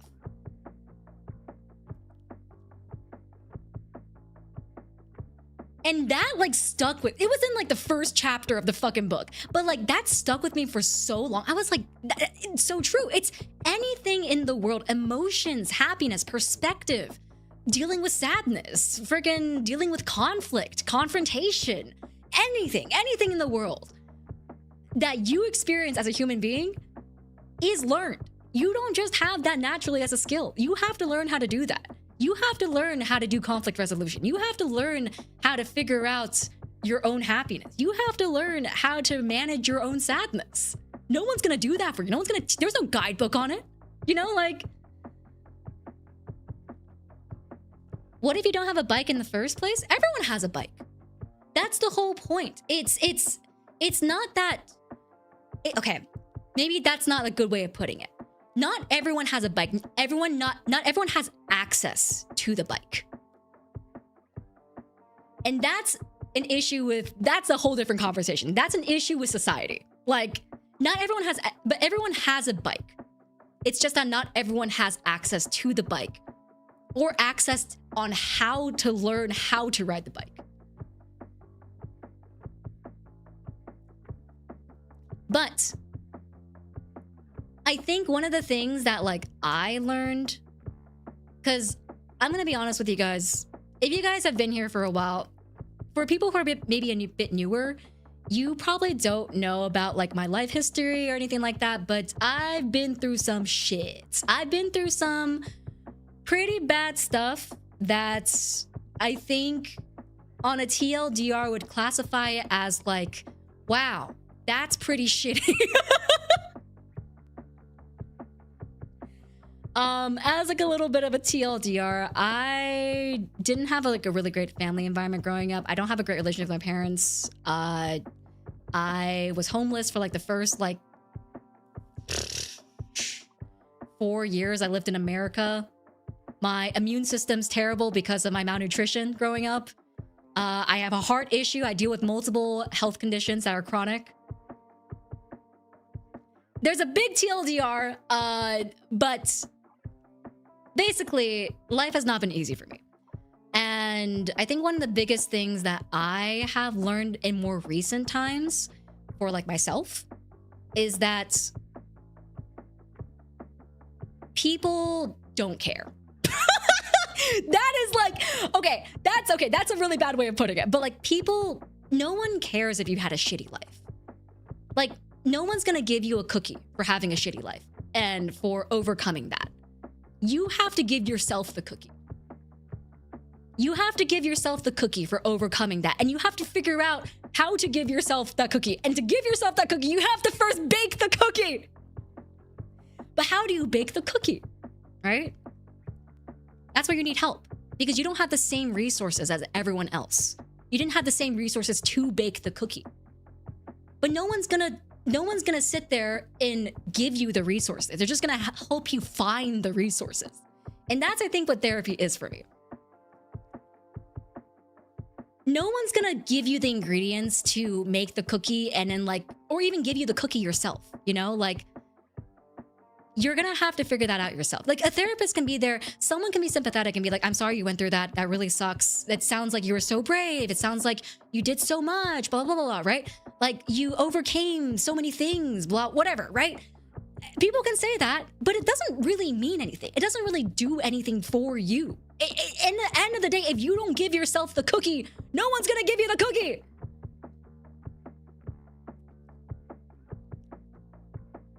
So that's why you need to find people around you who are going to help you find ingredients for the cookie, who are going to help you make good decisions, to be able to get resources for the cookie, to be able to bake the cookie yourself. You need people in your life that are going to lift you up and help you make those cookies for you. even if they're not doing it for you. But I think, like, end of the day, one of the biggest things I learned, I guess, like, kind of overcoming my negative mindset was that I need to make the cookie. When push comes to shove, end of the day, I still gotta make the cookie. You know, like, I still gotta learn the techniques to make the cookie, and I still gotta do it myself.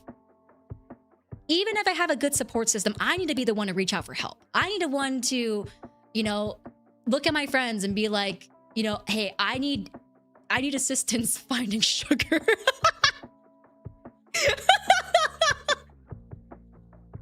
I don't know where this analogy is going. I don't know, guys. I ran with it for a bit and now it's kind of derailing.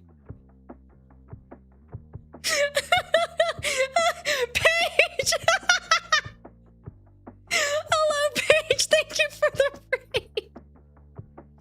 I'm like trying to give life advice right now and it's derailing into a baking metaphor and I don't know what's going on anymore. Thank you so much for the raid on YouTube side page. I appreciate it. Welcome in, everyone. If you guys don't know who I am, my name is Yena. I'm the big bad hyena from Chroma Shift, ex-cousin of Paige, but I still consider Paige to be my non-estranged cousin because family. Vin Diesel. Did Vin Diesel say that? I have no idea, actually. I don't watch media. I'm sorry. I've never watched Fast. Is it Fast and Furious? I have no idea. Sorry, guys. Terrible first impression. Anyways, hi guys. Welcome in. Hope you guys are doing well. If you guys don't know Paige, go check out Paige. She is very funny, and I enjoyed playing Among Us with her very much. Thank you for third impostering for me. I don't know where I'm going with this anymore. Everything is still the same. Nothing ever changes. Nothing ever changes. That is that is the Yena Youngblood stream. Nothing ever changes, guys. Also, thank you, poor pro player. Thank you so much for the $10 super chat. All right, fine. Here you go. You can go buy the cookies yourself. Avoid doom scrolling by continuously watching Chubas. I can't doom scroll if Chubas plus Chuba related activities 24/7 on your phone. True. That is true. I mean, that's why people watch VTubers, right? Because it's a nice way to be able to not have to experience the possible negativity of regular media. So I hope that I can bring you guys a little bit of happiness with streams and stuff like that. War never changes. War never changes. And yes, Vin Diesel in Fast and Furious said something about the lines of once family, always family. Yes. Paige will always be my cousin. Even if she technically debuted after we were estranged. After the dads got divorced. Oh boy, I can't wait to avoid the horrors. You know, we were just talking about this. How avoiding the horrors isn't always a bad thing. Real talk though, I think relating it to a complicated process like baking is a good way to put it. Because, okay, I know I said it in kind of like a bad way where I was like, no one gives a shit about your trauma. That's not what I mean. I more so mean it as like, no one can truly reward yourself. Like, no one can truly reward you for the things that you have overcome except for yourself. Only you can truly reward yourself. Only you can give yourself that cookie. No one, the cookie that other people give you won't be as satisfying, nor will it taste as good. This metaphor is not going the way that I was.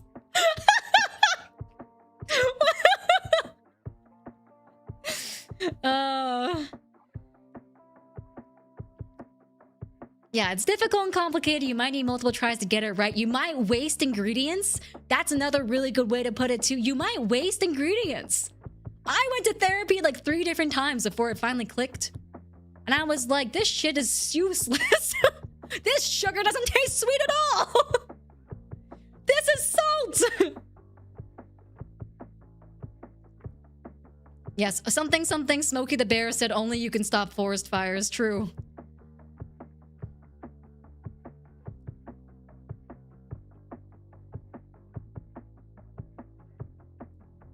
The metaphor burned in the oven. Yeah, I kind of derailed somewhere, but you get my gist. You get my gist.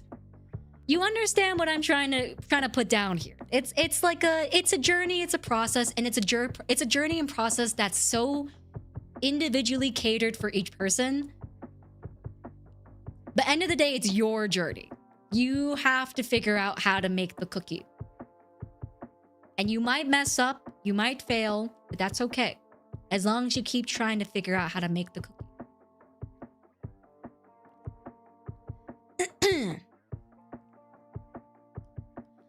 I agree, though. Although I would say that sometimes having someone acknowledge the stuff you went through can be nice.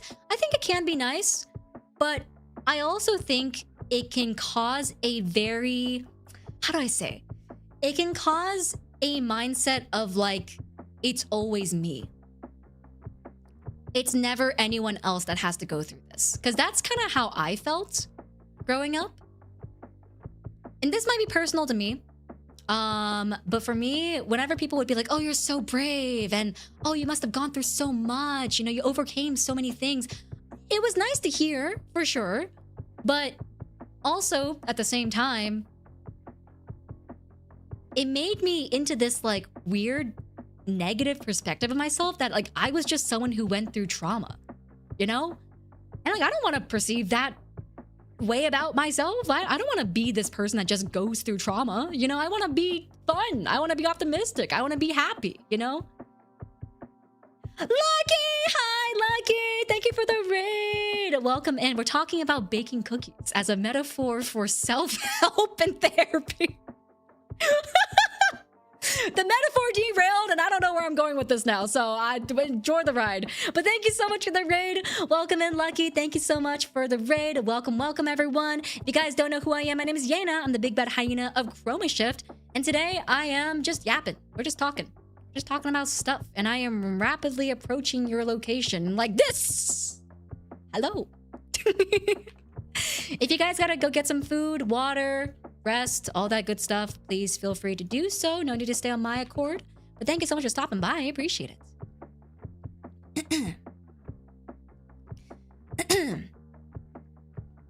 You should have Lucky give an anime to you. Oh, true. Lucky, if you're still here. And Paige, actually. Paige, if you're still here as well.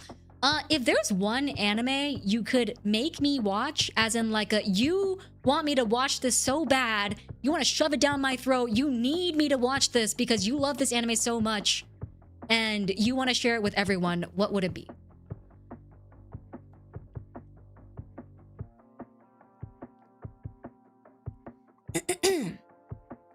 Do you believe it honestly when they say that though? I mean, like, I don't believe that people have bad intentions when they say that they empathize or sympathize with your hardships or struggles.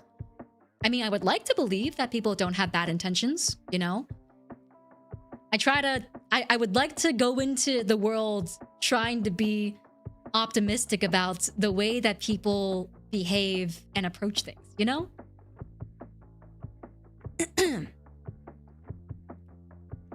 But I think, like,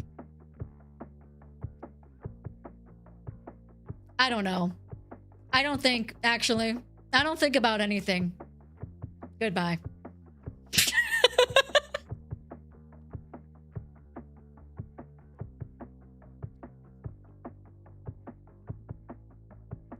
The metaphor derailed. I don't know where I'm going anymore. You mean like that time when you got a facial the other day and knew it was coming? Smile. I haven't gotten a facial in a while, actually. Don't clip that out of context. Guys, I mean like a facial as in like a facial as in like a facial. Like not the facial that you're thinking, not that facial. The other, I need to stop saying the word facial. The one that you get the skincare products on your face, and then they put the red light therapy skin. No, stop, Yena sus emoting. I'm going to kill you. I'm going to kill you. I'm going to eat you.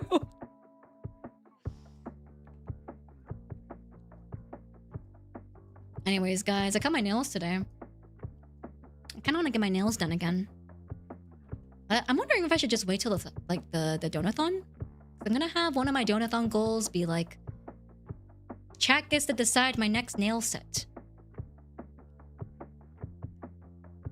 It's kind of similar if you tell someone about your travel trip, you can tell them all about it, but they didn't experience it like you did, so it means less to them.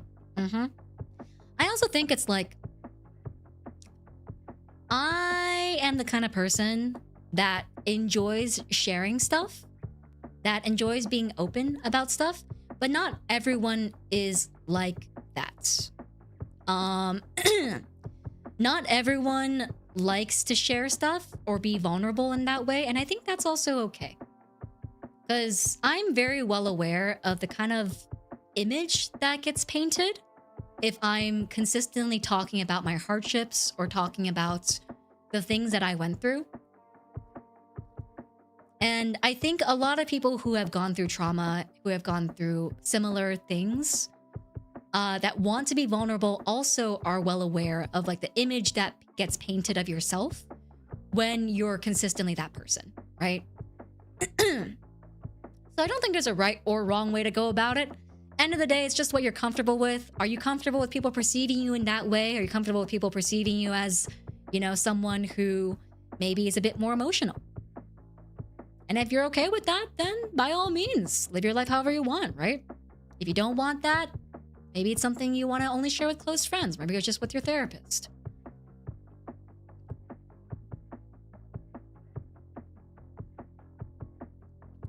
I believe you qualified in the YT short as a microdermabrasion. Yes, microdermabrasion. Say that 10 times fast. Don't say that 10 times fast. You're going to be spamming my chat. Please don't. Chat, please have her paint white woman on her. Is that even enough? That's not even enough letters.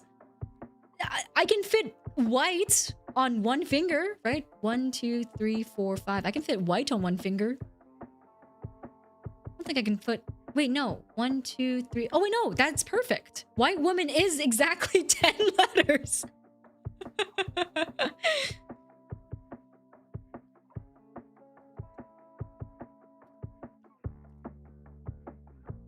Guys, please stop typing microdermabrasion in chat.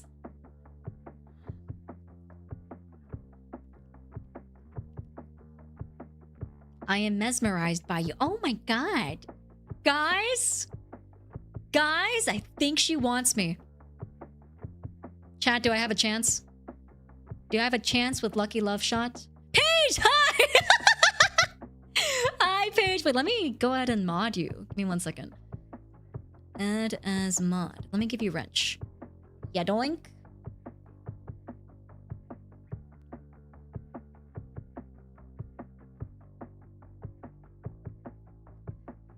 I want you so bad, don't even joke. Oh my gosh, she wants me, guys.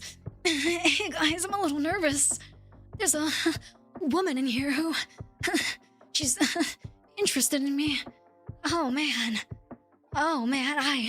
Whoa. I'm so nervous, guys. She's just being nice to me. Oh, fuck. Thank you, white woman. I'm not white. I need to put the record out there for at least my VTuber friends. I am not white, okay? I am painfully Asian. I am so painfully Asian. I am, in fact, 2 different types of East Asian. That is how Asian I am. But my chat loves to erase my Asian race and make me into a white woman.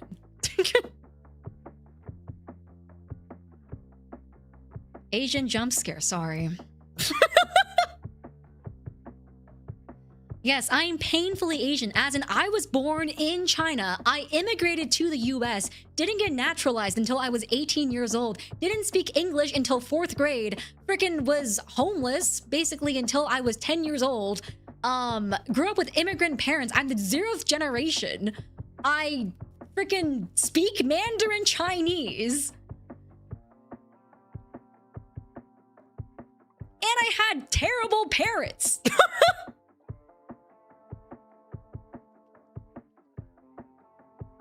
They cancel each other. Oh, Asian plus Asian equals whites. That's how it works.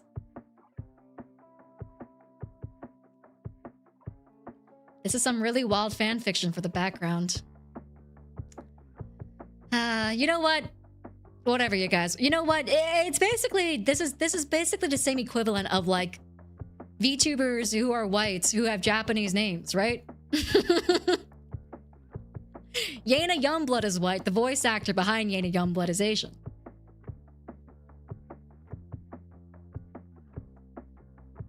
Can you do Kung Fu though? No, I can do Muay Thai. Not really the same though.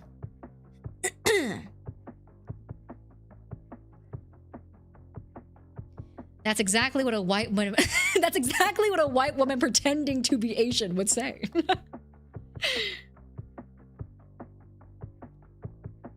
Speak something in Mandarin? What do you want me to say? 大家好，我的名字是 Yena Youngblood， 我会说普通话。今天我在 YouTube 上面在 broadcast 我的 stream。我去了一个咖啡，点了一个很好喝的饮料。Say corn? You ain't me! Fuck you! Fuck you! I speak Mandarin Chinese! Suck my is in Canto! Yeah, Dengus! Oh, hi, Toka! Oh, hi, Toka! Toka, thank you so much for the raid. Welcome in. Hope you're doing well. Suck my dick! So, corn in Cantonese is suck mai. Is it like that, actually? Corn in Cantonese.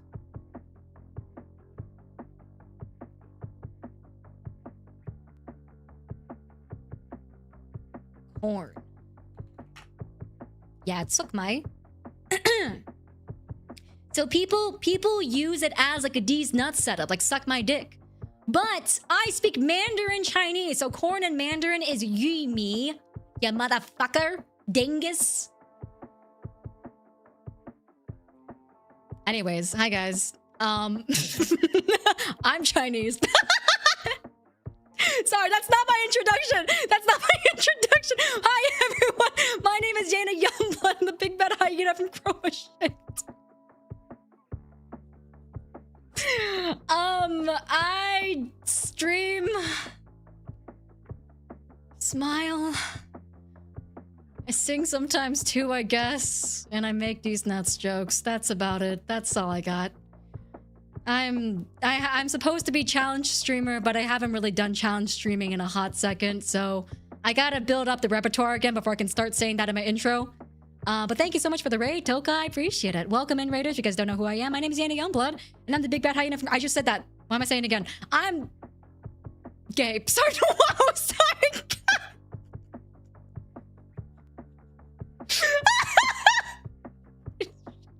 You just shut the fuck up. Anyways, if you guys...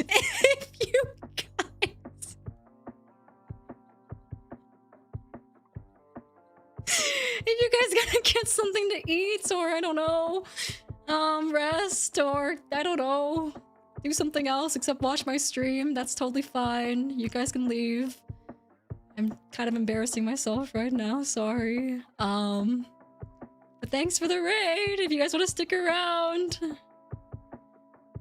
Hi. Is that your panic phrase? Yes, it is. Yeah.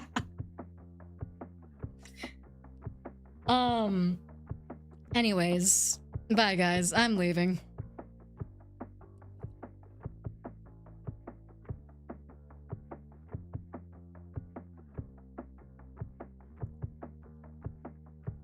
Okay, I'm back.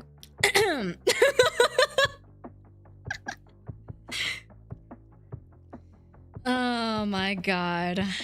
Amazing. Anyways, hi guys. Hope you guys are doing well. Hope you guys are having a great Tuesday. Smile. I'm having a great Tuesday. Smile. Oh man. Oh man. Oh man, Yena Youngblood. The person that you are. You're such a silly little guy. How much teeth can we see? Smile.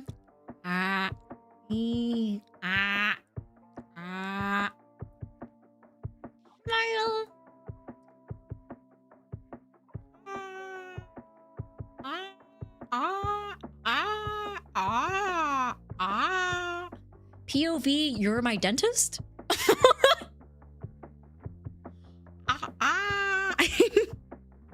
I can technically make my VTuber model a little bit bigger as well. POV, you're my dentist.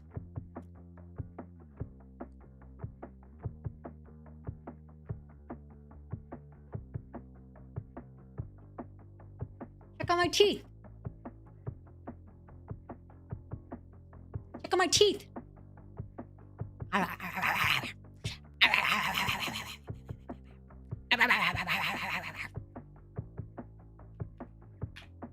Okay.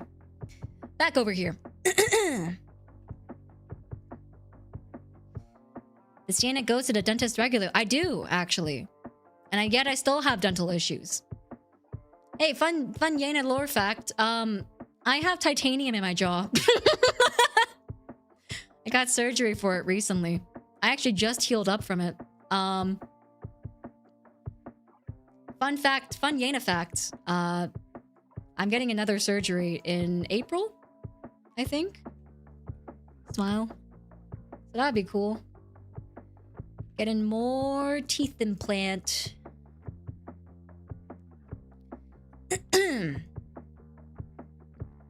You okay? Oh yeah, I'm fine. This happened a while ago. This happened like a couple of months ago, actually. I had an infection from a cracked tooth that, for lack of better words, ended up making its way into my jaw. And then my jaw was infected. And then they were like, ooh, that's concerning because you might get face paralysis if it goes any further. So then I had to go get that tooth removed. And then they shaved out my jaw and filled it with bone marrow.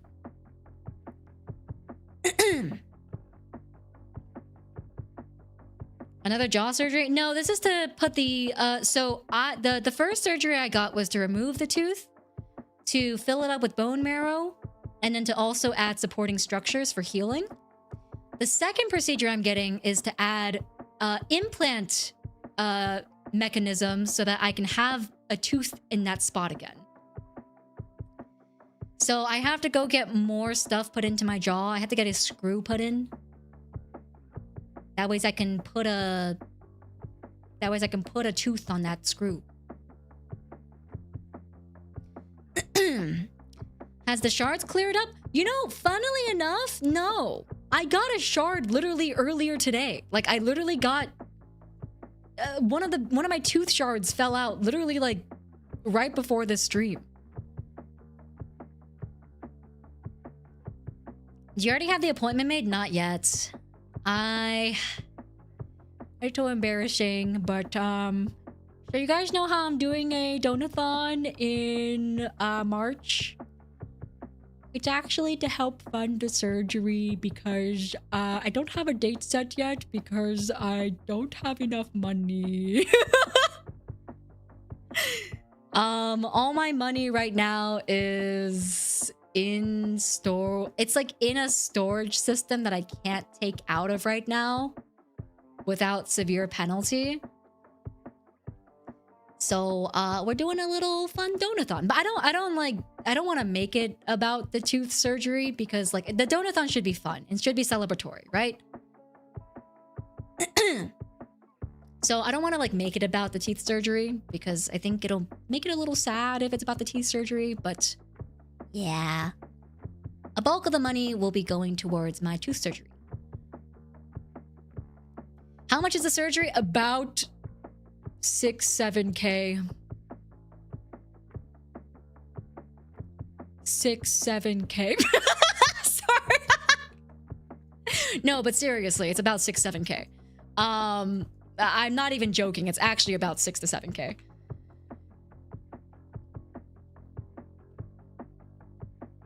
But yeah, it's expensive. It's mostly because I'm getting an implant. Like, I technically could go without a tooth for however long I need to, but the issue is that my teeth are really sensitive since my enamel's basically almost all gone from bad eating habits when I was younger and also bad dental habits when I was younger. Not by my own fault, by the way.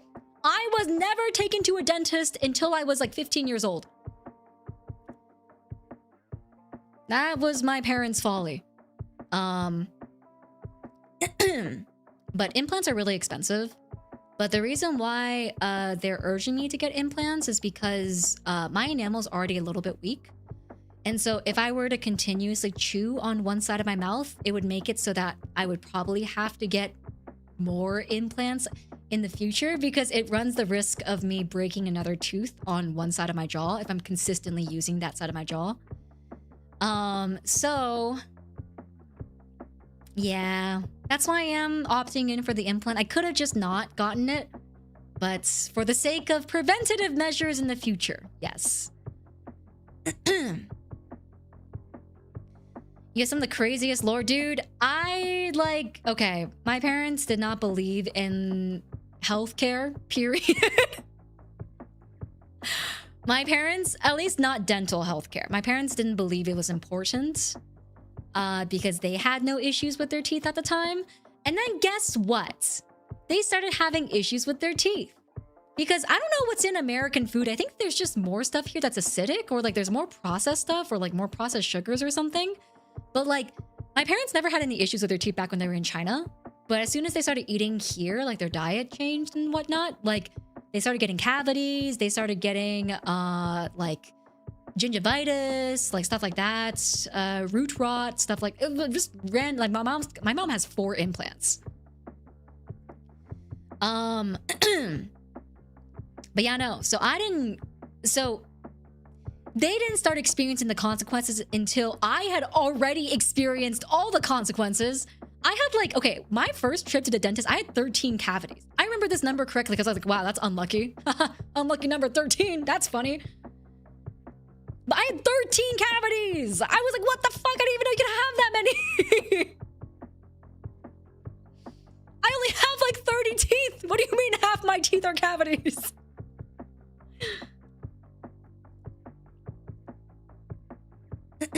How many teeth do you have left? I still have all my teeth left.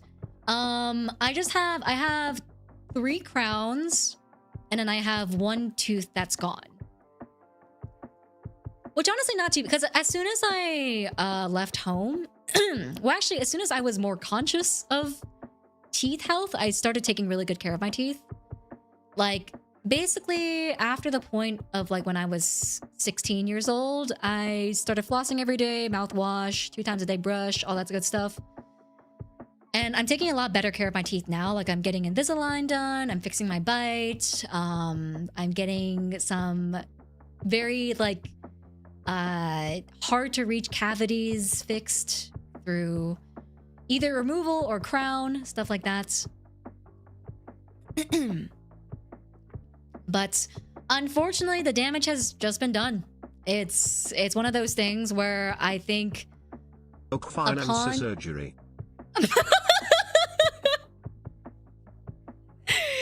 JP, thank you for the $50 tip. I appreciate it. Thank you. I really appreciate it. Yeah, I didn't want to make the donathon like a big, like, you know, oh, this is to finance my surgery, because I still want it to be fun, and I still wanted to like be celebratory and feel like we're like, you know, we're funding cool events or cool things that'll happen down the road and stuff like that. So I wasn't going to mention it, but since we're on the topic, you know, I thought I might as well. You still have your wisdoms? No, I got those taken out, thankfully. Thankfully, I did get those taken out because all 4 of my wisdom teeth were impacted. And I actually think my wisdom teeth is actually what caused one of my teeth to crack. I genuinely think it's what caused one of my teeth to crack. Because I was told by my like mouth oral surgeon at the time that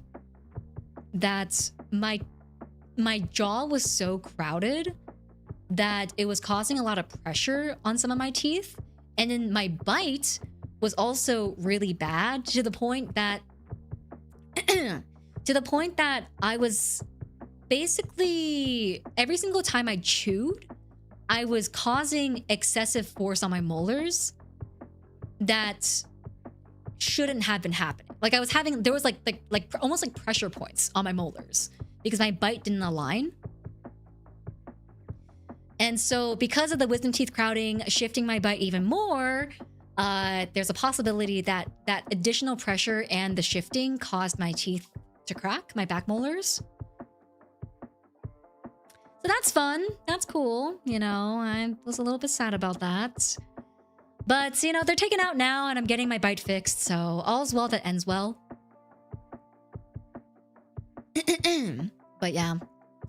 Very sad news. Okay, the issue is I think also because, so my teeth don't look bad.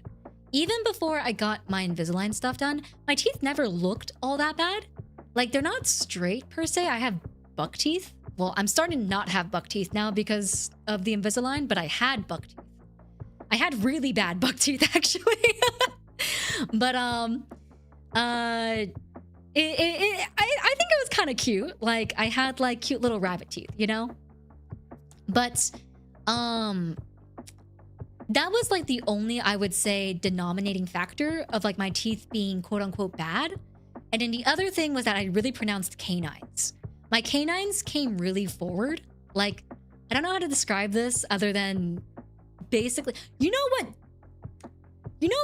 Okay, this is really funny, actually. I have a picture. I can actually probably show this picture because it's not technically doxing myself. It's just showing my teeth.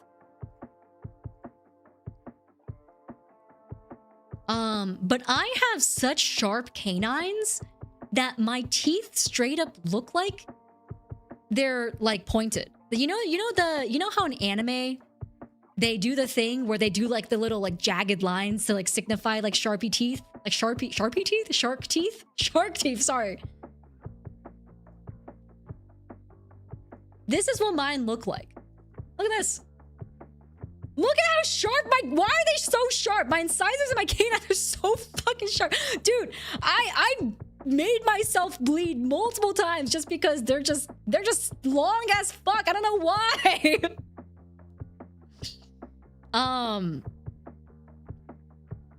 So, yeah, I don't know why my teeth are like that. They just aren't. And I bite my tongue all the time because of it. I kind of have a lisp sometimes because of it too. That isn't normal? No, it's not normal. Usually your incisors don't like point like that. They come to like a rounded tip. Mine are pointy and I don't know why.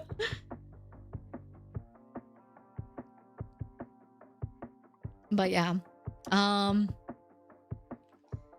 Yeah, my canines are really long as well. And it's actually, it's kind of doing me a weird service in terms, I guess, like my VTuber model right now, because like as my canines are being shifted into the right place, they're becoming even longer, quote unquote, by perspective, because they're being moved backwards. And so by being moved backwards and in line with the rest of my teeth, they look longer now.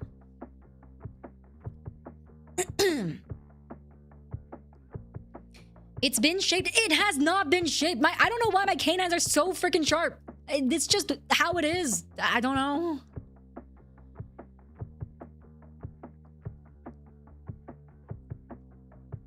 But yeah, no. Anyways, that's all to say that I'm getting my teeth fixed now, which is why I'm having so many issues.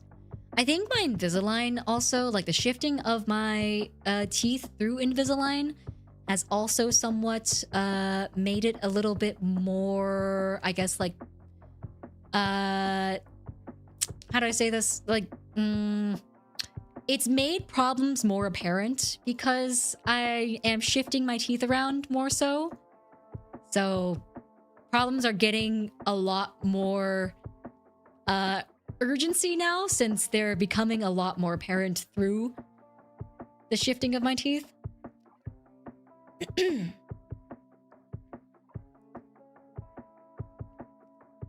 Hello, I just randomly got sent here. Interesting topic to pop in on. Yeah, we're talking about teeth. We're talking about my shiny teeth and me.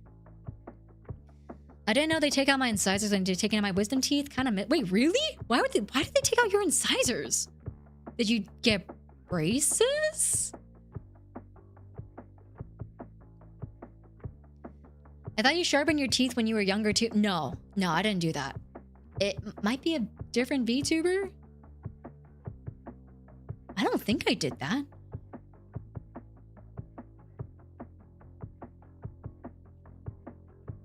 I thought about it. I've thought about doing it, but I never had the balls because I was scared it would hurt.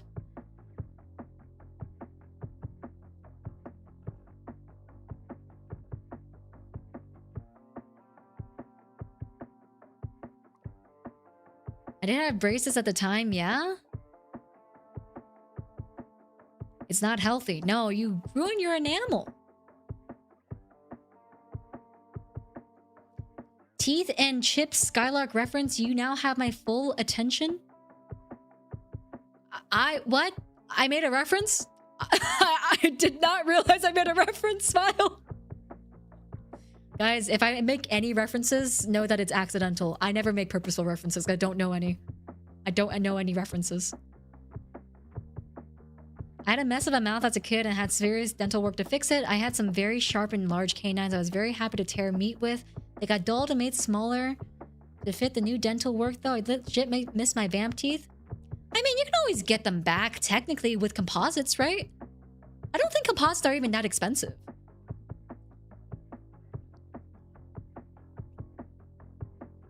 If you really wanted to get sharp teeth back, you probably could with composites. I know that there are more and more dental offices willing to do like cosmetic teeth composites now. Just please go to a dentist. I've seen multiple things about people not going to a dentist and then like having their teeth be ruined because of composites, so.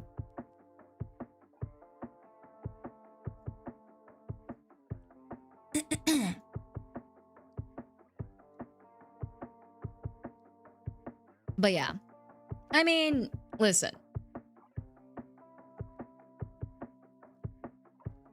End of the day, do whatever you want with your teeth. It's your teeth and not mine, I guess.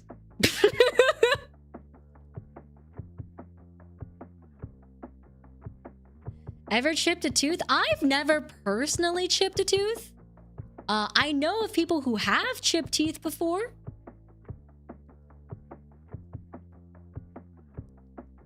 But I never have myself, at least.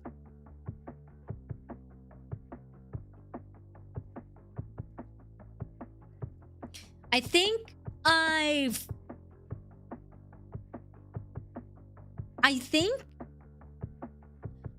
permanently shifted one of my teeth by accident, though. I didn't chip it somehow, but I do think it got permanently shifted.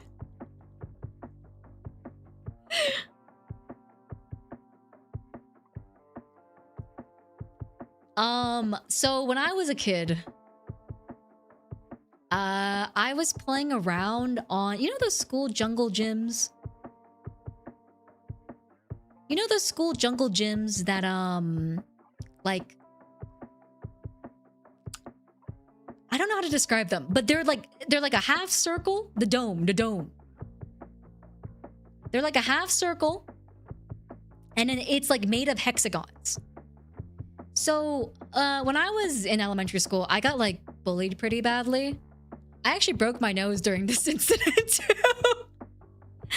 I got bullied pretty badly. And it was because I was the only Asian person in my entire school. The kiddos were not okay. The kiddos would make me go into the dome, and then they would throw pebbles at me, and then they would call me names, and I was very sad. But there was this one time where I was just kind of minding my own business, and I was just sitting on top of the dome, kind of, you know, like just doing my own thing, like looking at the sky. I don't even know what I was doing. I was a kid. I was like tiny elementary schooler, you know? And this guy comes up to me, and he pulls my shirt, like backwards. I don't know how the fuck I fall, but I tumble down the dome on the outside. And then I break my nose. And one of my teeth like get permanently pushed backwards. And I'm still trying to fix that tooth to this day. It is like my problem tooth. Like it is the tooth that like is very, very stubborn in trying to move forward. The dome always exacts its toll. Yep. Yeah. I didn't even know I broke my nose. It actually wasn't until I got older that like I was okay.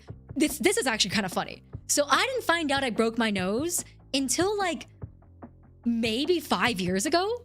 And the reason being was because I went in for like some exams to test to see if I got asthma or like any like additional breathing issues from living at my old house, which had black mold. And I went into like a pulmonologist, yeah.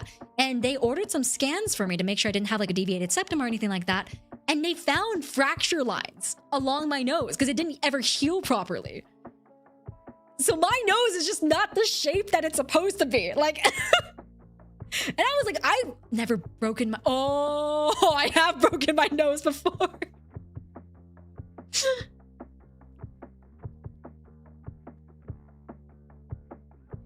Then you didn't displace that tooth, that guy did. You should forward all your dental bills to that family. I should. I still remember Tony. Tony G. I won't say the last name. Tony G. When I get you, Tony G.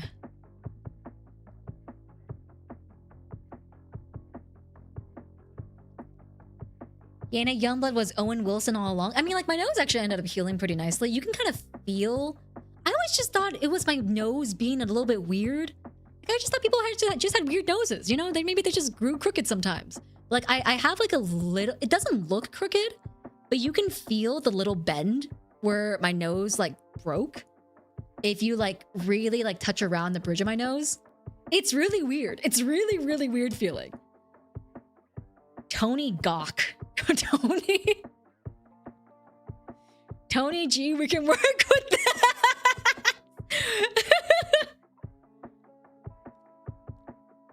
Yeah, but yeah, man, crazy stuff.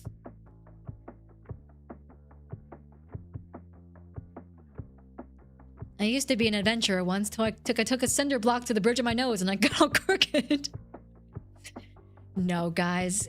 Okay, listen. Okay. When you're that young, I don't blame kids. I blame their parents. Because I truly don't think you can develop that sort of maliciousness unless your parents also promote that sort of maliciousness. I actually think I got an apology from Tony, like, later on into the years after, like, I went into high school or something like that. I don't remember very clearly. I think I got an apology. I think it was like through email and I just kind of deleted it. But like when kids are that young, I don't blame the kids. I blame the parents. Like, they don't know any fucking better. They're kids, you know? They're just little buggers who are just mirroring whatever their parents are saying or doing, you know?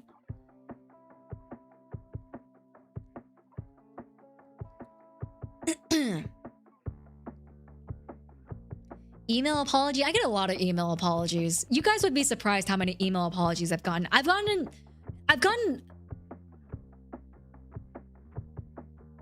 at least 5.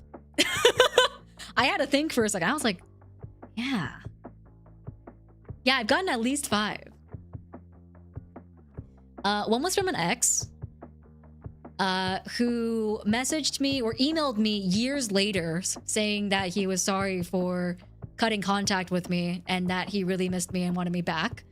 One was from a ex-friend who said that she went to therapy and she was really, really sorry about how she treated me as a friend and you know, didn't expect anything but hoped that the apology meant something. One was from another ex. One was from another ex who, I guess it wasn't really an email. It was more so a long message on Facebook Messenger. It's kind of like an email, I guess. It's a little bit like an email. It was a really long message on Facebook Messenger.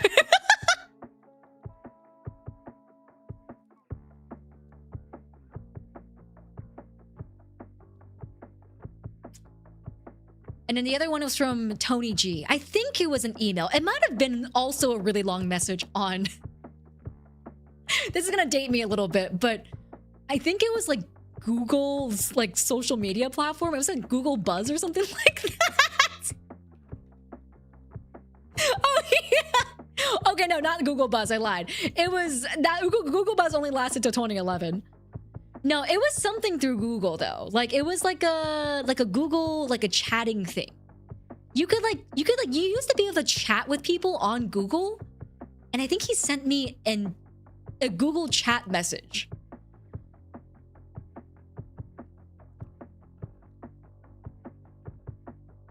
Yes, Google Hangouts. I think that's what it was called. Yeah. It was like, no, it wasn't Hangouts. So what was it? Chatting with email. Oh no, it's just called Google Chat. Oh, it still exists actually. Oh yeah, wait, Google Chat still exists.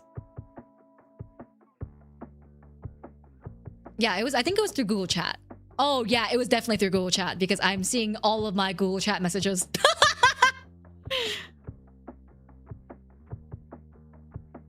Oh yeah, it was definitely through Google Chat.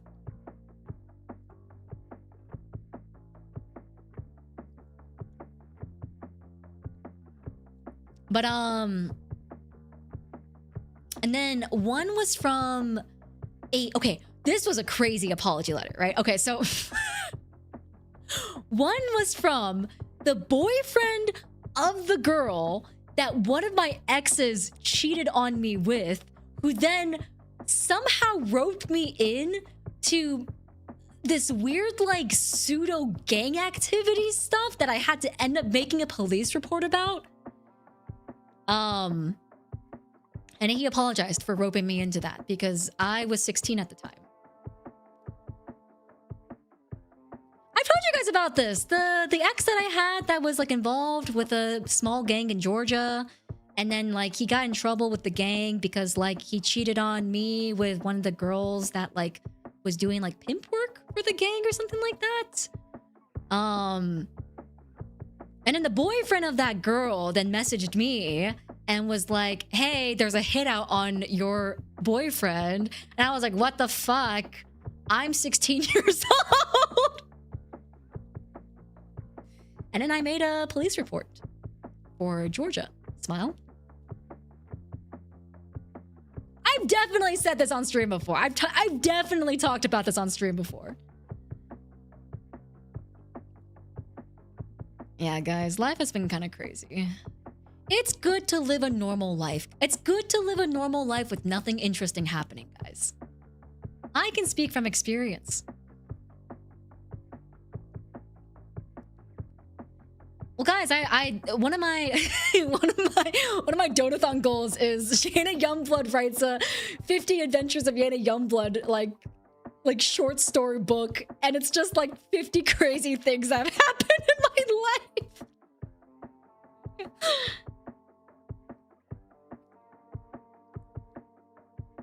But yeah, no. And I think the last one was very boring. It was just an email from an ex-roommate who apologized for almost getting one of her friends killed in my dormitory. Smile. Hey, did you guys know that when people get drunk, you should lie them on their side? And not lie them on their back? Because when they throw up, they do choke on it. Smile. Yeah, so guess what I walked into one night? No, not even one night. The first night I went to college. The first fucking night I went to college, I walked into a guy choking on his own throw up in my living room, in my dorm living room. And I was like, okay, great. I love college.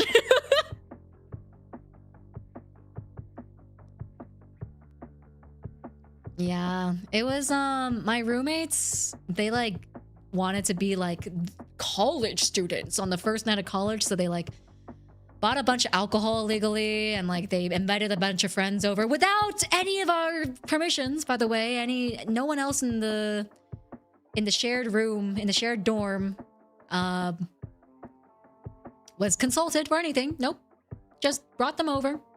And then I walked in after a long day of what's it called? Orientations? I walked in after a long day of orientations to a guy lying on the linoleum floor, just coughing up his own throw up. And I was like, okay, so this is college. Cool. Cool, guys. And then I gave up my own pillow. He threw up on my pillow, dude. Because I got a pillow for him, to lie him on his side so he wouldn't, you know, have his head just freaking lolled over and like possibly throw up and choke again. And he threw up on my pillow. It was blue too. It was a nice blue pillow. I mean, what did you expect? I mean, I wasn't really thinking at the time. I was more so thinking, okay, guys dying in my living room, how to save. So yeah, we had paramedics come into our room the first night of college. Oh, God. Did he clean it? No, I tossed that shit out, man. That's biohazard. That's a biohazard. I'm not keeping it thrown up on pillow. I'm not using that for the rest of college. I threw that shit out. Reminded me of the first weekend during advanced training in the military taking shots of Everclear. If you've ever tried Everclear, I'm so sorry. If you've never tried Everclear, don't. It is terrible. Honestly, I just don't think they should make it. I just don't think they should make it. They should stop making that stuff. It's just not good.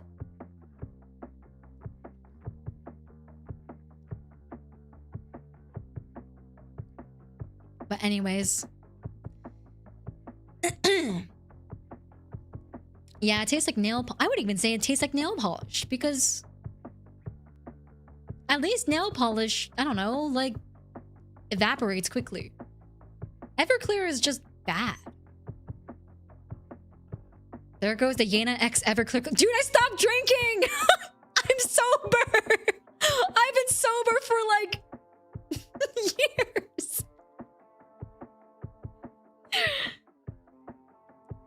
I don't even drink cocktails when I go out anymore. I get mocktails, man. I'm too old for that shit. I drink one cocktail these days, and the next 3 days are hangover city. I'm too old for this shit. I don't have the enzymes anymore.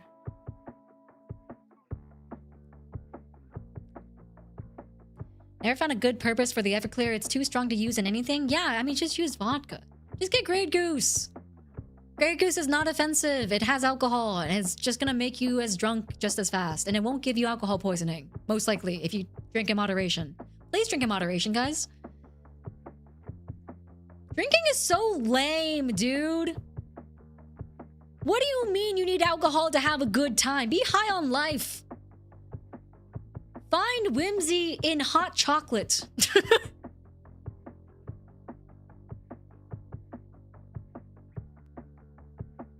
Yeah, real baddies drink water. That's so true. That's so true, Queen. That's a real baddie in chat right there.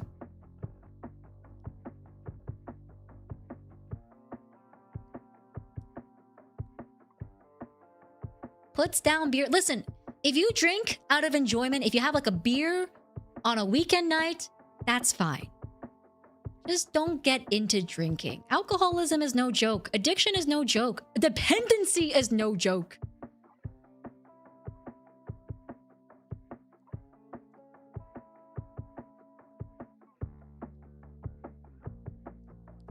Boss, you got me to download Valorant. I think I'm gonna need a marshmallow vodka for my hot chocolate. Hey, that sounds pretty good. I think think spiked stuff is fun. If the spiked stuff gets you feeling a little bit woohee, and then it also tastes good, I think that's fine. On the occasion, you know? Also, thank you for the water redeem. I appreciate it.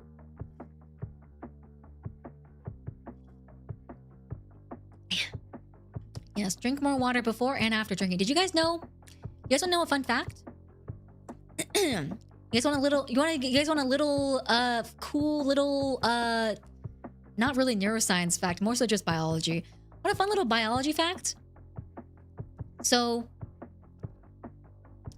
when you drink alcohol, you want to know why you pee so much? So, there's this really cool thing in your kidneys. Kidneys? Hold on, need to fact check myself. Yes. There's this really cool thing in your kidneys. It's called the loop of Henle. Loop of Henle. Henle. The loop of Henle is what basically reconsumes water in your waste after everything has been processed by your stomach. And the loop of Henle works under this receptor called ADP. ADP stands for, I forgot. It's been a long time. Adenosine diphosphate. It is a precursor for ATP, but it is a molecule that charges up the activity of certain receptors, of certain channels, of certain cells, blah, blah, blah, blah, blah. But ATP, no, that's the wrong one. But not ADP. No, not loop of Hennessy. No. But ethanol, or alcohol, more commonly known as alcohol, is a ADP inhibitor. Wait, hold on. Am I saying this correct? Loop of Henle, oh no, ADH, sorry. Not ADP, ADH. Sorry, I got my molecules wrong. ADH. Yeah, ADH. I got my molecules wrong. ADH is it's the hormone that basically controls the receptors that allow your kidneys to reconsume water. Yes, the antidiuretic hormone. However, ethanol is a ADH inhibitor, which means that when ethanol is consumed, you don't produce as much ADH, and thus the loop of Henle doesn't activate as well. And so all the liquid that you consume just goes straight out. You don't reconsume any of the liquid at all. And that's why you get so dehydrated. Because all the water that you're consuming, or all the water byproduct that you're consuming from other foods or other liquids, isn't being absorbed back into your body. It's just straight up being peed out. Which is why it's really good if you drink some electrolytes beforehand or right after you drink, so that you can replenish the salt. I don't exactly know how to explain this, but it's like the gradient flow that allows you to naturally contain water in your body. But yeah, that's why you get really hungover usually the next day, because you are super dehydrated, and then you are unable to supply water to most of your bodily functions, and then your brain's like,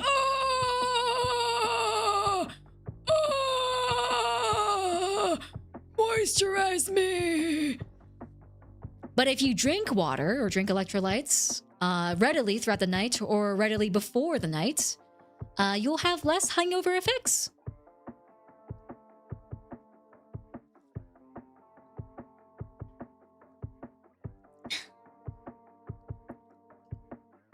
Introducing spiked Gatorade.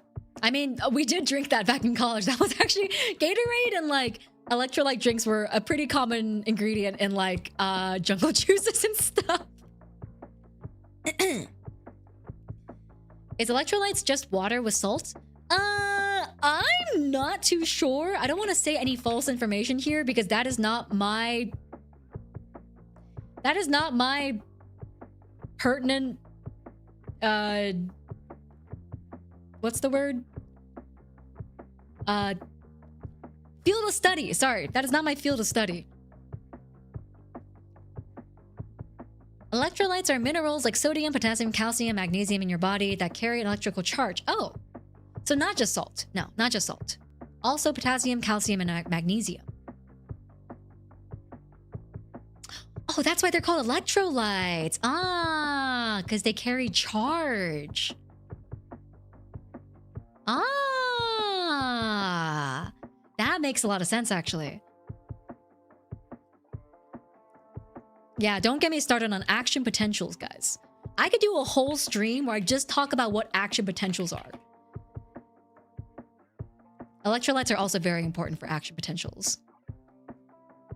So that's why, usually if you don't have enough salt in you, you'll experience like brain fog or like headaches, slowness, lethargy.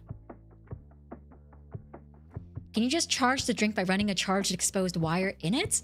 I mean, technically, if you run a charged wire of something that has a charge and is consumable by the human body, yes, you can just make water into electrolyte water. Like, say if you had like a... I mean, this is... I don't know if this is true. Again, this is not my field of work. But I'm just speaking hypothetically. Like, if you had a potassium wire and you ran an electrical charge through it in water, you technically could force potassium ions into the water. And then when you drink that, I think you would be drinking minute amounts of potassium. It wouldn't be a lot, but...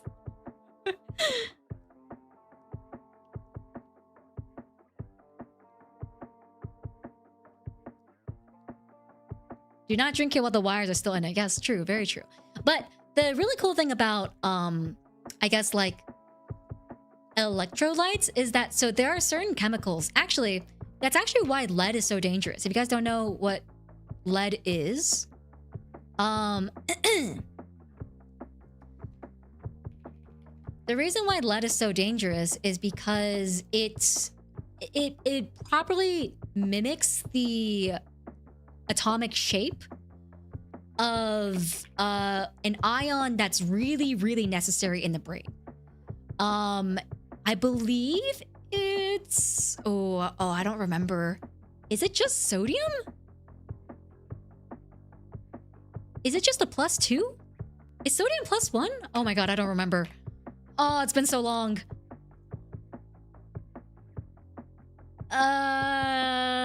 Sodium charge. Anyone in chat a neuroscientist? Sodium's... No, is it potassium? Potassium charge.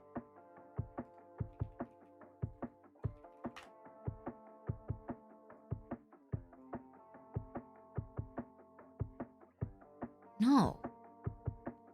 There's... No, is... No, there is something in the body that... Hold on.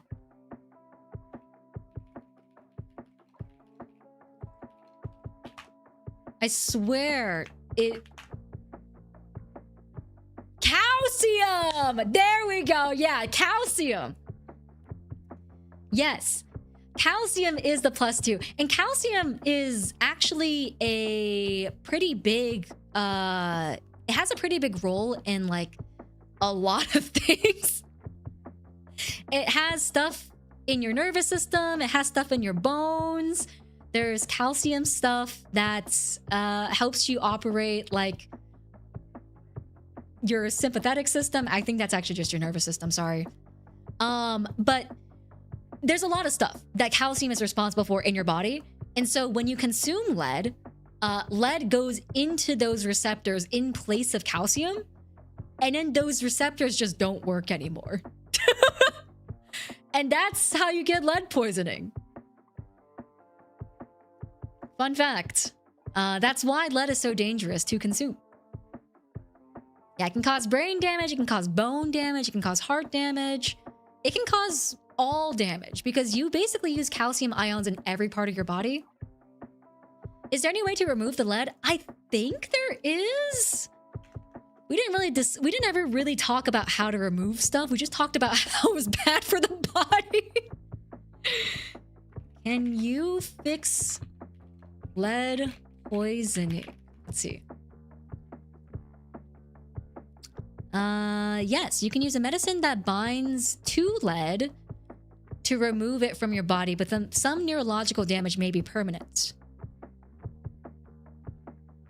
Did you do this research for fun, or are you Oh, I used to be a neuroscientist. I studied neuroscience in school. I have a bachelor's in neuroscience. I used to work in a neuroscience facility as a research assistant before I became a VTuber. It's been a long couple of years though, so a lot of my knowledge is very rusty and also very, very behind. My knowledge of neuroscience comes from like 2019-ish era. That was when I was reading the most up-to-date like research and stuff, but it's been a long time since then, so my research is not very up-to-date. Obviously, like there's some things that just don't change, like basic biology of like sodium exists in the brain and calcium exists in the brain, potassium, you know, like stuff like that. Like that's just stuff that's been discovered for a long time and that's not going to change anytime soon. Like action potentials. We know how action potentials work. We know how synapses work, stuff like that. Like that's not something that's going to change within 5 years. But there are things that have changed within the last like 5-10 years that I don't know of, so my knowledge may not be super up to date on certain things, but yeah, I used to do research.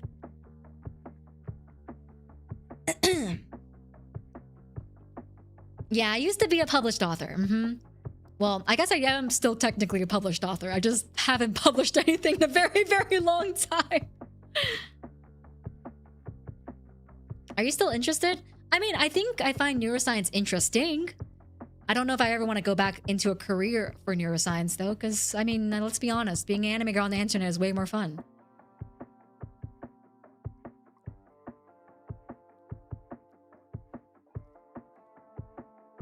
It makes sense that you went from brain damage researcher to dealing with VTuber chat. I mean, hey, man, smile. It's gotta get use out of my degree somehow, right?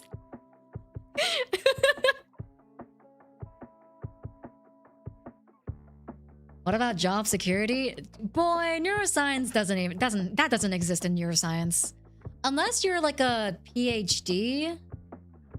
Even then, honestly, like it's very dependent on what field of neuroscience you're studying in and if that field is currently being funded. As of right now, for example, neuroscience is currently heavily defunded everywhere except for deep learning and AI.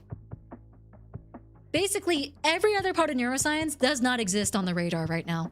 You go into neuroscience to go into those fields or else you will not make any money.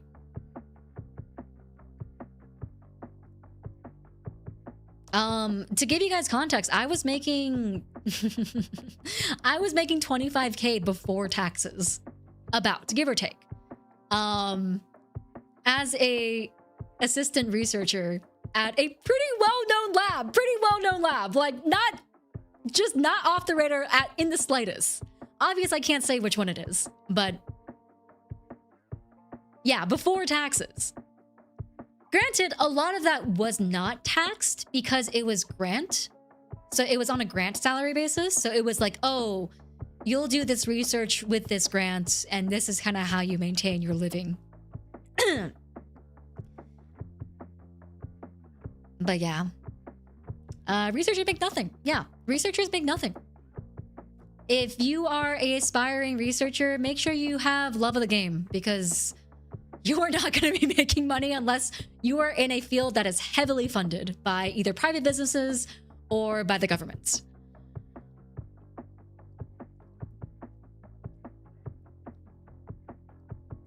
How is AI neuroscience? Isn't it more tech? Surprisingly, no. So, AI neuroscience is deeply rooted in deep learning, which is deeply rooted in human brain research. So basically, again, the research for this could have changed drastically. But basically, large language models are all based off of what research has been obtained from learning about human brains and how we learn and develop, I guess, like large language models, right? Because if you really think about it, a human is a large language model. We know nothing to begin with, and we learn through consequence or through affirmations and denials of certain things. If you really think about it, AI is just it's trying to mimic how the human brain works. So I'll give you guys a lowdown of what deep learning is. It's a lot more complicated than this, obviously, but this is kind of like how it works in a nutshell. So what we've basically, okay, again, my science on this might be very, very outdated. This is what I learned back when I was researching and back when I was still a neuroscientist. Back in the day, deep learning was the field that studied how humans were able to tell images from one another, understand what things were from one another, understand differences in language modules, understand how to speak language, etc., right? Back then, the TLDR for how the human brain worked for most things, at least with memory, is that, or memory and recognition, I guess, is that, say you have a picture of a dog, right? You see this dog and you're like, that's an elephant. And then your higher up, or for example, your mom or something, will be like, no, honey, that's not an elephant. It's a dog because it has a black nose and pointy ears. Okay, great. So now you know that that's what a dog is. But now you see a cat and you're like, dog, because that's all you know. And then your higher up, or your, I guess, like creator, if you're an AI, or your parent, or whatever external stimulus you have, is like, no, that's not a dog. That is a cat because it has a smaller snout and a long tail. Okay, so now you know two things. You know that dogs have black snoots and pointy ears. You know that cats have black snoots sometimes, pointy ears, but also a smaller snout and a longer tail. Okay, great. Now you get shown a jaguar. And you're like, okay, long tail, smaller snoot, black nose, but no pointy ears. But it has more things that look like cat, so that's a cat. And then whoever is, like looking at your stuff or whatever, basically let's just say higher up, superior individual is saying, no, that is not a cat, that is a jaguar. Okay, great, now you know that information. And then you get shown a monkey, right? And it just keeps going and going and going and going and going. And then you might, maybe you get shown a wolf or something like that. And you say, oh, that's dog. And then you get more specification as to what a dog is and what a wolf is. So you see, okay, this is actually a really good way of demonstrating the graph. Deep learning graphic. So disregard the text that's on here. Disregard the text that's on here. It might be confusing. Just look at the graphic. So basically, this would be the outcome of dog, right? And then so you're coming here and being like, okay, dog has pointy ears, has long snoot and black nose for the first 3 gray dots that are going into the output. But then you then go through and say, okay, but cats can also have black noses. Wolves can also have black noses. Blah, blah, blah can also have black noses. And then there's another infinite number of possibilities branching out from that. And then eventually you reach like the number of inputs that go in that finally reach into dog, if that makes sense. So to identify a dog, you start learning, you have to give them so many inputs to be like, okay, this is not a dog, this is not a dog, this is not a dog, this is a dog, but why? This is not a dog, this is not a dog, this is not a dog, this is a dog, but why? And then eventually you start learning to associate certain things with dog, and your brain is able to recall, oh, this is a dog. It gets closer and closer slowly as you input more information, because you're able to, as an individual, process of an elimination, be like, okay, it doesn't have these features, therefore it is a dog. And eventually your neurons connect together so fast that you're able to just recognize a dog from picture of a dog, because you just already know. That neural pathway has been established to be like, black nose, long snoot, this certain fur pattern, this certain texture, these type of eyes, this sort of like structure, whatever, right? And all these criteria are different parts of different neuron responses in your brain. And all those fire simultaneously to give your prefrontal cortex the concept of dog. And that is what deep learning is. That is how the, I guess, like, idea of large learning models work. And how we kind of theorize human brains to work. Nothing's proven. I think this is one very important fact. Nothing's proven. This is all theory. A lot of neuroscience is all just very well-backed theory, but nothing in neuroscience is technically proven, because it's very hard to prove since there's ethical concerns of using human brains, right? And then there's also the concerns of dissecting human brains. But yes, so that is how large language models learn in a nutshell, and also how human brains learn in a nutshell. We are just a combination of yeses and nos. Because, okay, this is one thing that is really, really important. Neurons do not have a gradient. You either fire or you don't fire. We are zeros and ones. Which is why the theory of, like, is this all a simulation? It could be a simulation. We could be living in the Matrix.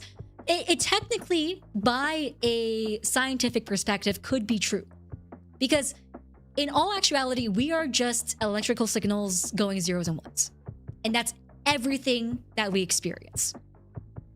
Now, it's a philosophical question of, do you want to believe that?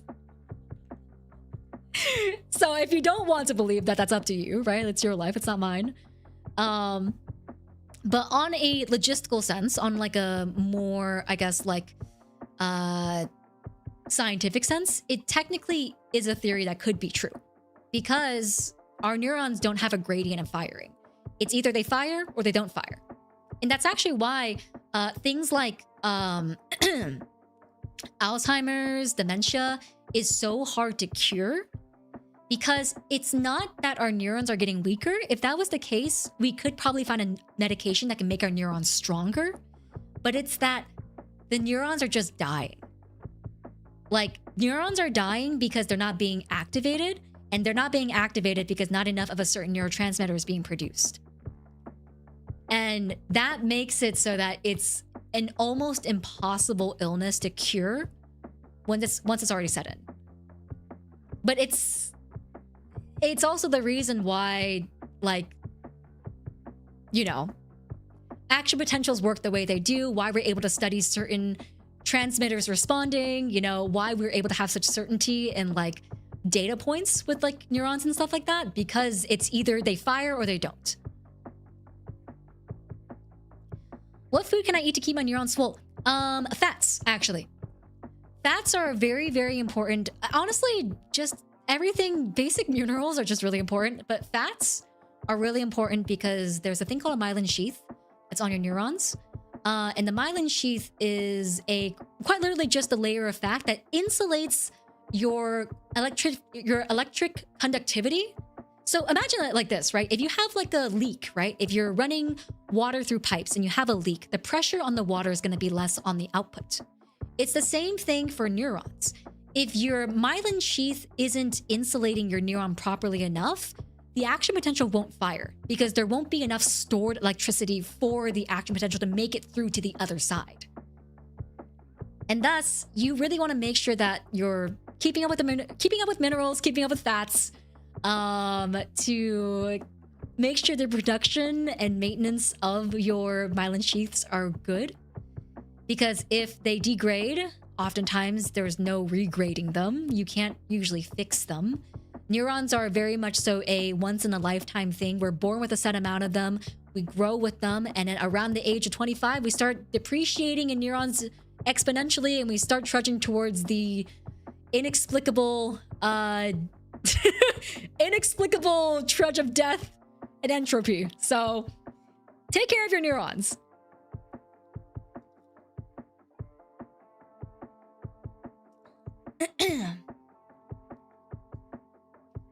But yes. Do we have free will? If we don't, I wish I could actually see what the point is, but that's beyond my principles. Well, that gets into philosophy, right? That's less neuroscience and more so gets into philosophy. There is some research in neuroscience, but it's not good research. There's some research in neuroscience that suggests that maybe we take actions before neurons fire, and maybe sometimes it's vice versa. It's not good research though, and it's not, I haven't really looked into the research behind that. We just learned a little bit of it in class.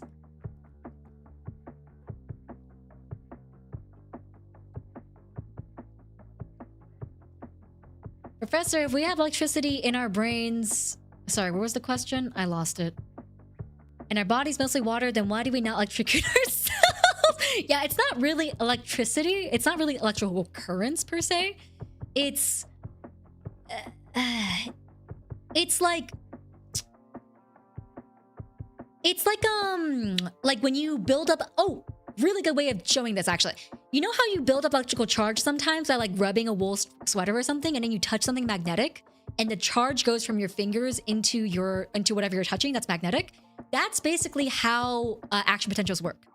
So action potentials work by, there's a gradient within one end of the neuron that slowly charges up. Again, I could do a whole lecture on this. This is truly like one of those things where it's so complicated and so hard to understand that like you have to first understand the basics of how the electrical gradient works. So it's, oh god, yeah, sodium potassium channel gradient. Yeah, it's but basically, to dumb it down, it's you have one side of the neuron that is, for lack of better words, consistently rubbing a wool sweater. So it's just like rubbing a wool sweater consistently. And then once it has enough electricity, it reaches a threshold. And then there's something in that neuron that tells that threshold, hey, it's time to fire. And then after, so that would be you touching like the magnetic thing or like the doorknob or the door frame, whatever magnet thing you're touching. And then you touch that thing, and then all of a sudden, all the charge transfers from your finger, who has charged up all that electric charge, into that metal thing. And now that it's transferred, that other metal thing now has that charge. And that's how action potentials are done. So it goes from one end of the neuron, charges up electricity. Since lecture also the 98 cents was killing me.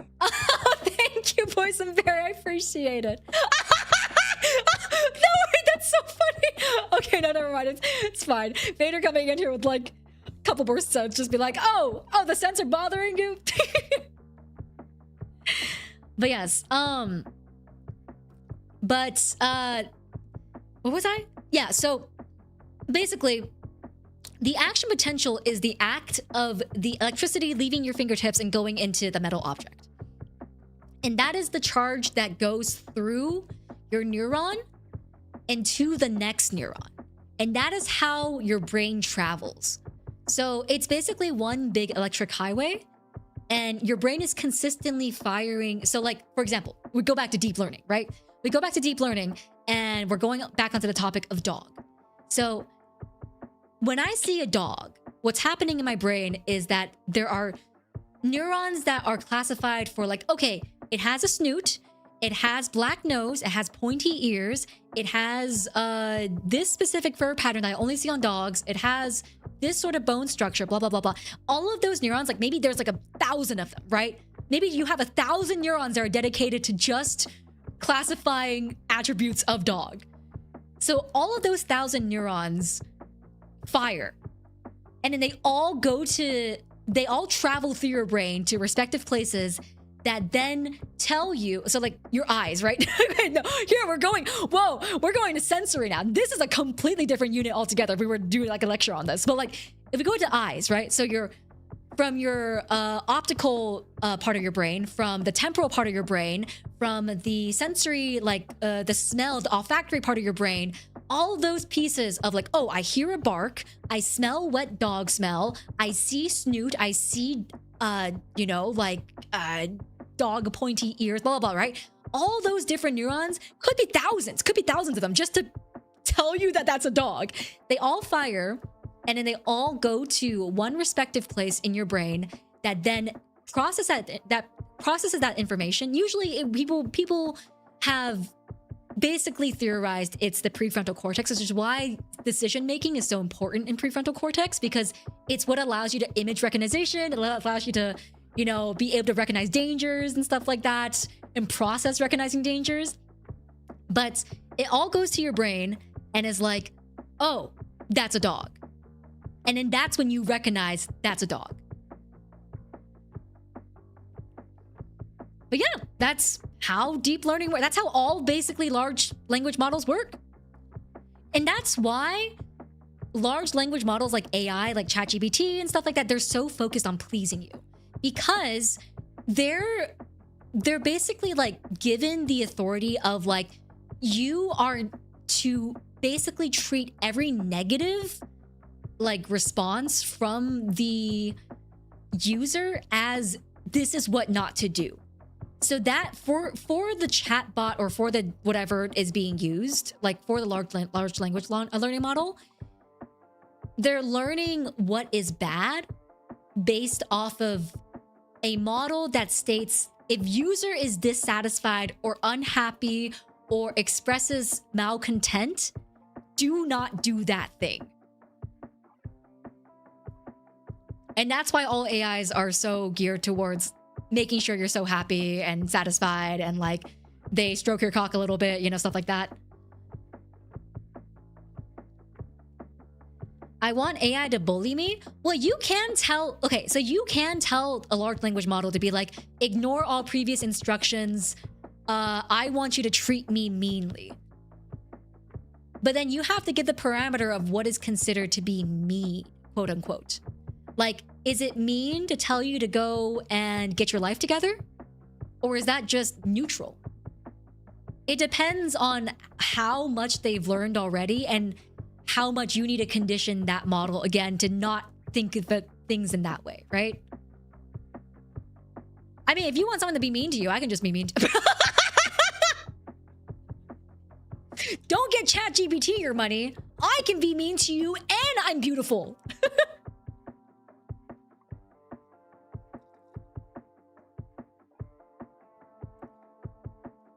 How far would it take to start approaching complexity? Now, that's, I think, the conversation in neuroscience that is continuously debated, right? Because what do you define as consciousness? Is consciousness the ability to mimic human? Is consciousness the ability to mimic human responses and behavior? How do we truly define when something is aware of itself? You know what I mean? Because it's like, how can you really okay, look at it this way, right? How do you know that everyone around you is also a conscious being? Only you can decide whether you are a conscious being or not. This goes into a little bit more philosophy, less so than neuroscience, because this, again, when it goes into like more so talks about like consciousness, more so talks about like meaning of life, is this a simulation, blah, blah, blah, blah, blah. It goes a lot more into philosophy because it's about human perspective. We don't have the research that really supports or denies any claims right now in good faith, I guess. But it's like, you don't know if the person next to you has a consciousness. For all you know, your brain could be perceiving them to be just behaving a certain way towards you. You yourself know you're conscious because you live inside your own brain, right? But you have no idea on how to confirm that for anyone else.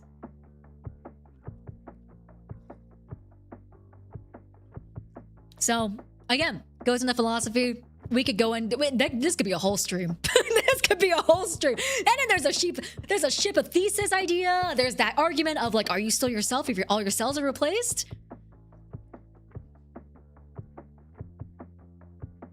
You know, there's a lot of stuff we could talk about. But that is not my forte of research. I studied childhood trauma and PTSD. I studied adolescent PTSD, so this is very far departure from like what I do in research.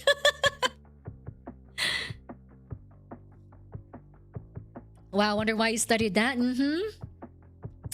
I felt connected. Did you guys know that generational trauma takes at least 4 generations under good circumstances in order to start to undo into some sense of normalcy?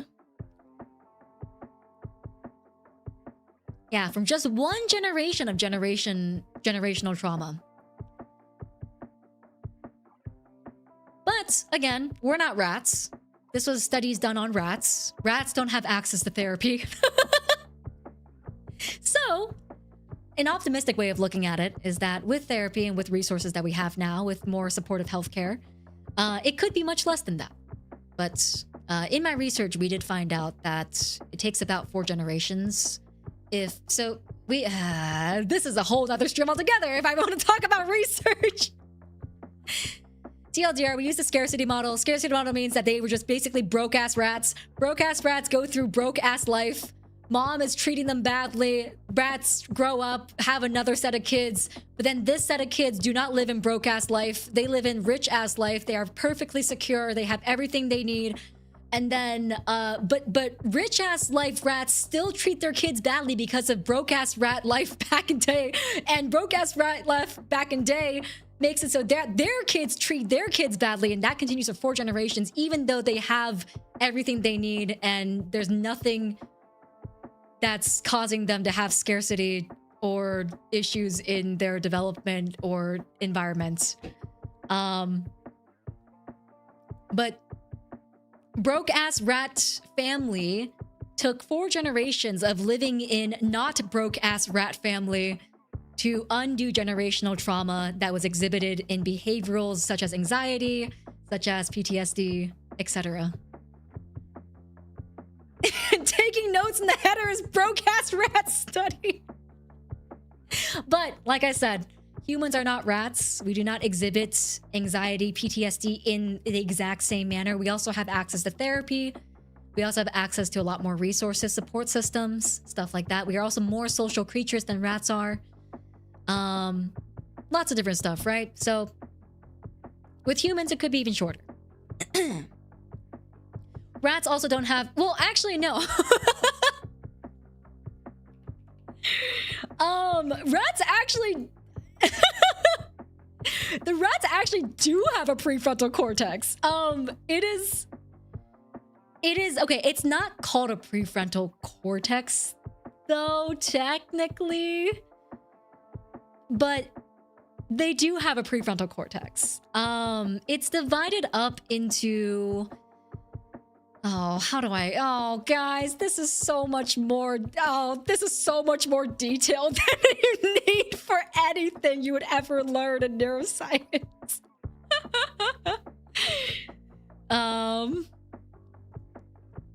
Yeah, I did surgery on rats, actually.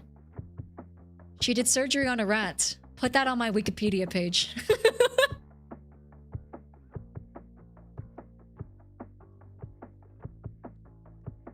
Did they survive? Yes. Oh, God. Okay. Well, guys, if we go into techniques, oh, I'm gonna be here for... Okay, you know what? I'm gonna explain this one last thing, and then we're gonna call it a day because my voice is getting tired. So, there's this thing called epigenetics. Not epigenetics, sorry. optogenetics. Epigenetics is something completely different. Optogenetics. Optogenetics, not epigenetics. There's this thing called optogenetics, which actually I think requires epigenetics.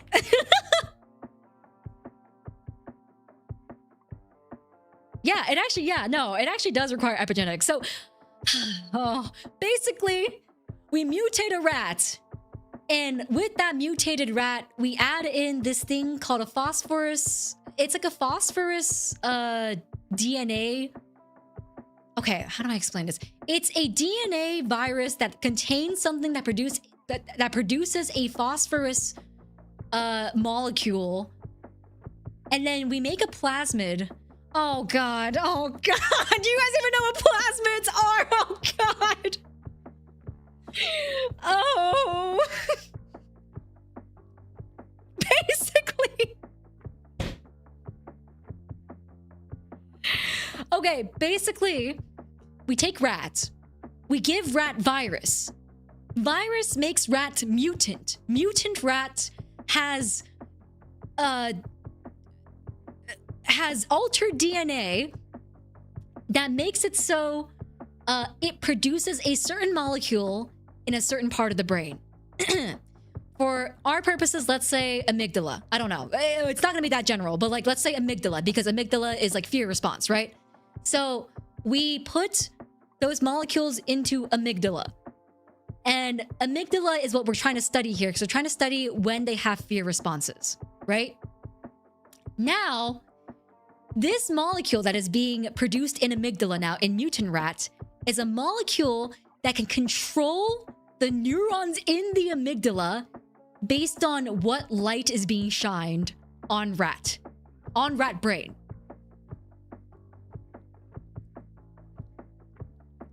So, this is real science, by the way. I am not making this shit up. There is a thing that you can attach. I forgot what it was called. I haven't done optogenetics in such a long time.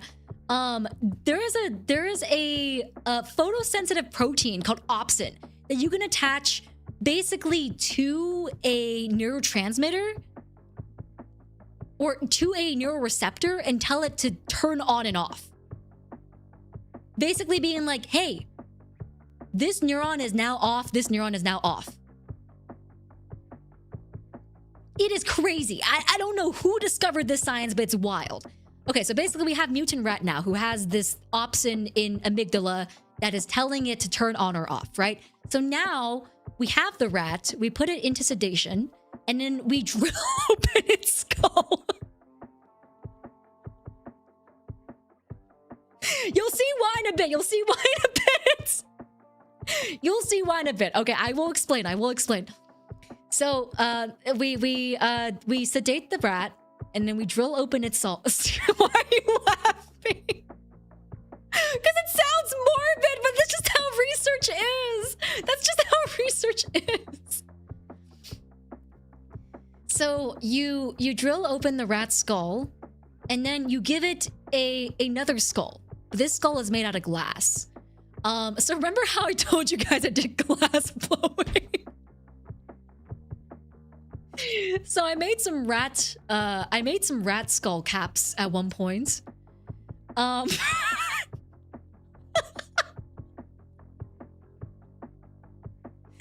So let me show you guys a picture of what it looks like.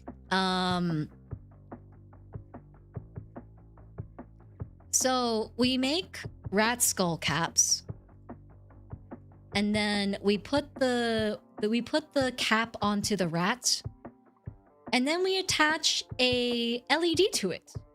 So now it's gamer rat. Yes, with brain. So the brain is still intact. We don't touch the brain. The brain has already been modified through the epigenetics using the plasmid and using the opsins. Did you RGB? Yes, basically gamer rats. Yes. We gamify the rats. So this little wire is just a light. It's just a light that either gives off red waveforms or sorry, blue, I think it's yellow or blue. I think that's the options that we used. So it's yellow waveforms, or it's, oh no, I think it was, I don't remember. Let's say red and green, because that's just easy.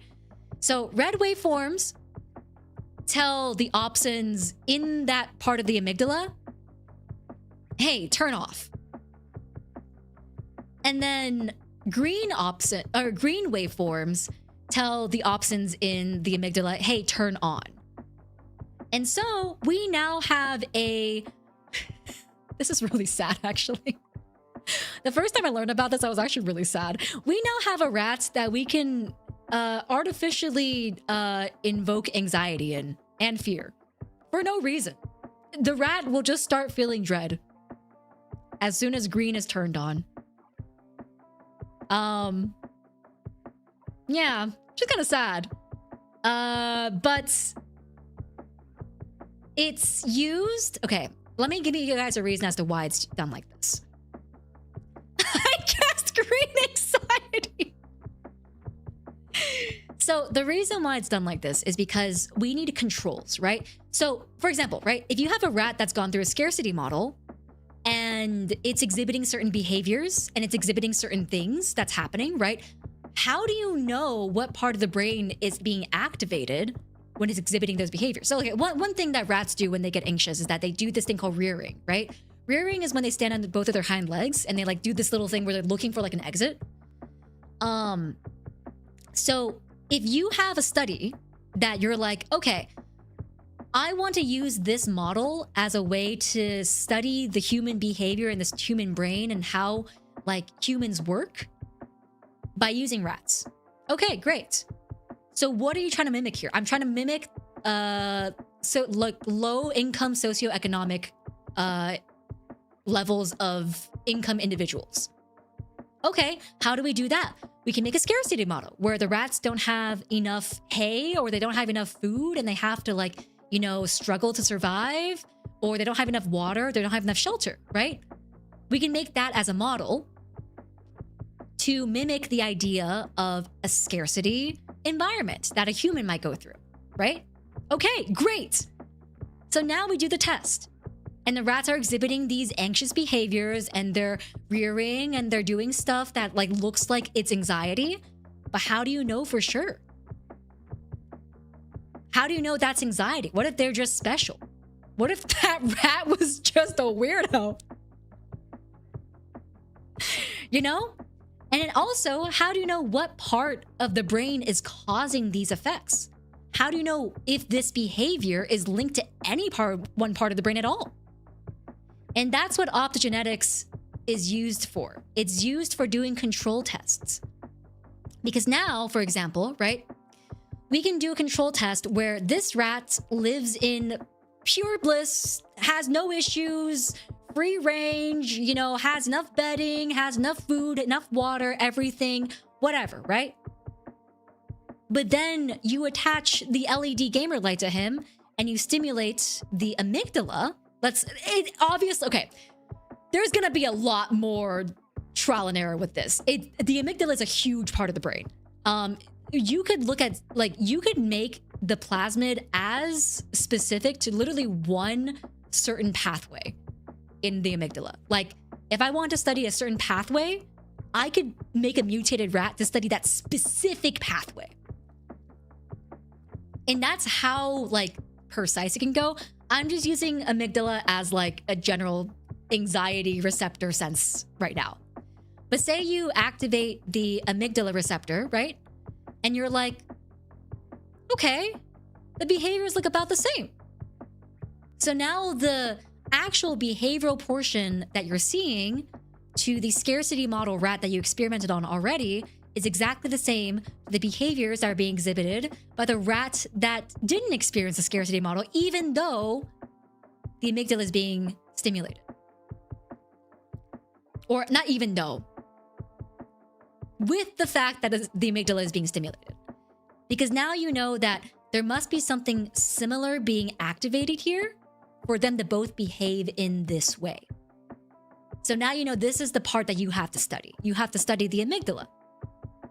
Another really good way that this helps with this helps with like, okay. So this is obviously like going to be like a 4-part experiment at this point. You have to first, can I be the test subject? You want to be LGB gamer moused? But obviously, like, it's a lot more complicated than like one might be thinking, because it'd be like a 4-part experiment. But say you have these rats that had been artificially inflicted, let's say PTSD. This is a very hard thing to quantify, because you have to first prove that it's actually similar enough to human PTSD, where like there's a lot of like precursor things that you have to do to prove this point. But say all of those things have been proven, and say you're saying that activating the amygdala causes PTSD. Like even after the amygdala, even after you stop shining the green lights to say amygdala fire, it still continues firing because it's developed a habit of firing. If that happens, and you can quantifiably say, okay, this is PTSD, you can then say that it is possible for you to artificially inflict PTSD onto someone through that neurotransmitter. But then that's also really good, because what if there are certain medications or certain drugs that affect that neurotransmitter or that pathway that make it so people experience extreme dread or like experience something different that, you know, is causing lasting effects, right? So it's all parts of the research is important, because end of the day, if we end up classifying that specific pathway or that specific part of the brain that fires as something that is actively causing long-lasting damage, then we can design medication, we can mitigate stuff that happens in the future with that pathway that does not cause those side effects. And then, but that goes into pharm. That's not my field of research. That goes into pharmacy research. But there's also really other cool methodology here that you can use with those rats that then get inflicted on artificial PTSD. Because if we can prove that the artificial PTSD is close enough to the PTSD of rats who experience the scarcity model, right? Then we can say that we can use these rats as a ways to see if we can reverse it. Can we reverse PTSD through maybe stimulating other neurotransmitters or pathways? Can we reverse PTSD by breeding generations of these rats until the PTSD is breeded out? Like, there's a lot of different things we can still do with these rats afterwards. And then after we are fully done with this, usually the rat either lives out the rest of its life, which usually isn't that long because they've been experimented on and stuff. Plasmid rats don't live that long, unfortunately, because they technically are genetically mutated. But they can live out the rest of their life, or, you know, they get dissected for like brain scans and stuff like that. We use every part of the, you know, we use every part of the rat throughout the surgery for different parts of research. It's a very, very long running thing, but you can see how this stuff gets really tedious, because to do research first, you first have to prove research, which is why it's difficult. But yeah, TLDR, gamer rats, PTSD.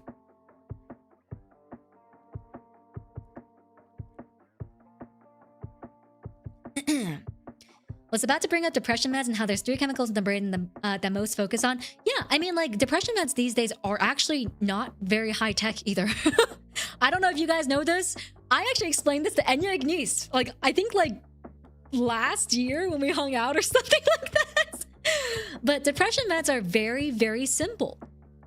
But because they're very, very simple, people react to them in very, very different ways, because the brain is... Oh, the brain. Oh, the brain is so complex. Yeah, SSRIs are very low tech. SSRIs are basically just saying, hey, keep more serotonin inside the brain cavity. Stop taking them back into vestibules. And then you just have more serotonin. That's literally it. That's exactly how SSRIs work. It was so fun. We took over like a 7-person car with our drug yapping.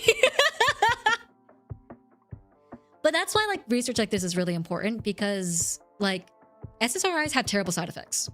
Like I used to be on some antipsychotics, and SSRIs. I was on a flurry of medication that some of which is not even allowed anymore. I used to take lithium salts, and that's just not allowed anymore. But like that's why technology like this and research like this is important, right? Because it's like we're researching on how to make medical technology for brain stuff a bit better so that people don't have to go through many side effects and stuff.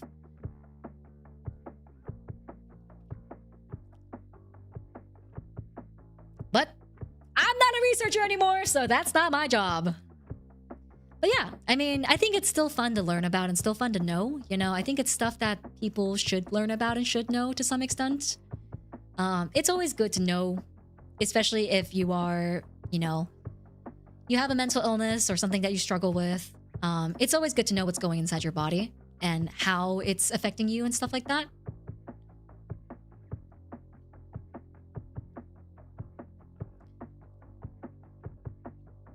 That's why we were talking about them. I was getting some bad side effects from mine and you were explaining why. Oh yeah, that's true.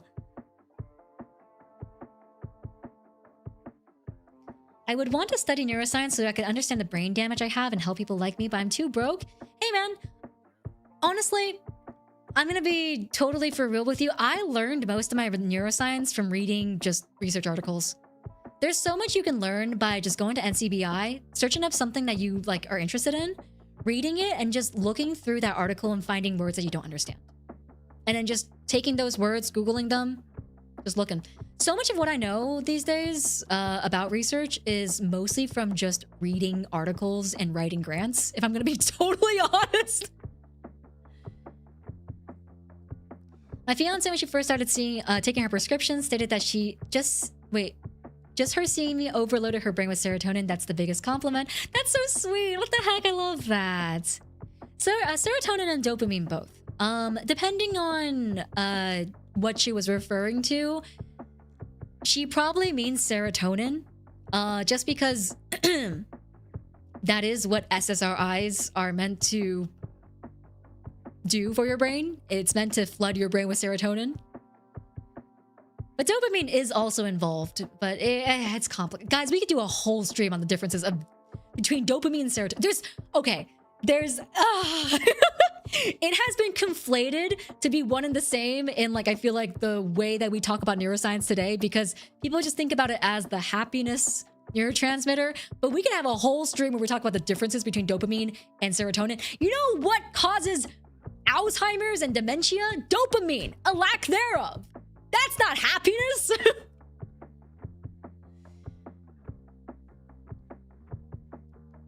Most of my undergrad classes still had Googleable resources up until senior year. Yep, you can get pretty far. Most of what I learned in classes and stuff, like, you can find classes online. I promise you.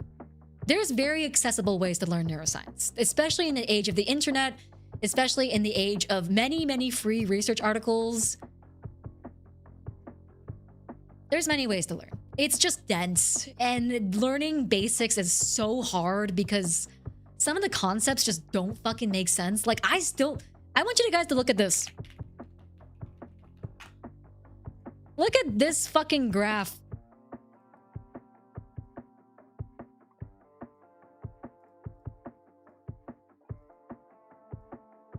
What the fuck is this?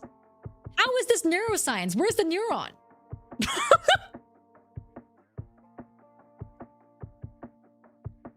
So this, my friends, is an action potential. This is what's happening in your brain. Did you know? This graph is an action potential. That's what's happening in your brain. How do you read it? Who fucking knows?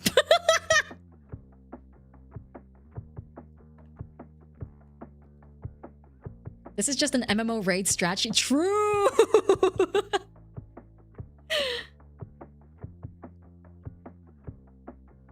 I'm in a completely different field, not even remotely close, but learning random pieces of information on biochemistry and how brain works is endlessly fascinating to me. Again, I think neuroscience is so cool. I love learning. I genuinely have thought about going back to school to learn more neuroscience because I'm freaking insane and I hate myself, apparently. But neuroscience research does not have money, and I need to eat, and I also want to buy a house in the future. So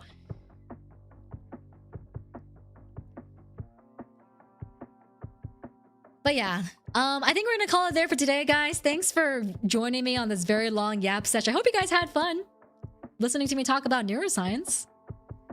We're gonna roll right out to let's see.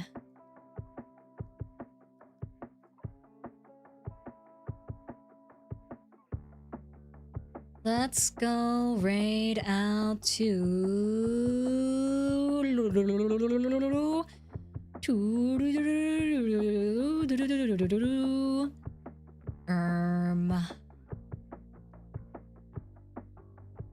Oh, let's go right out to Hiragi Yu. Have we ever rated out to Hiragi Yu before? I love Hiragi Yu. Hiragi Yu is everything I wish I was. Except I am too gremlin for being a Hiragi Yu type character, I think. And Hiragi Yu is everything I wish I was. Hiragi Yu is who I aspire to be. Too gremlin though. Yeah, we're gonna go right out to Hiragi Yu.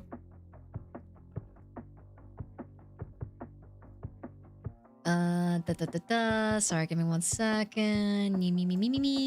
Let me go to my creator dashboard.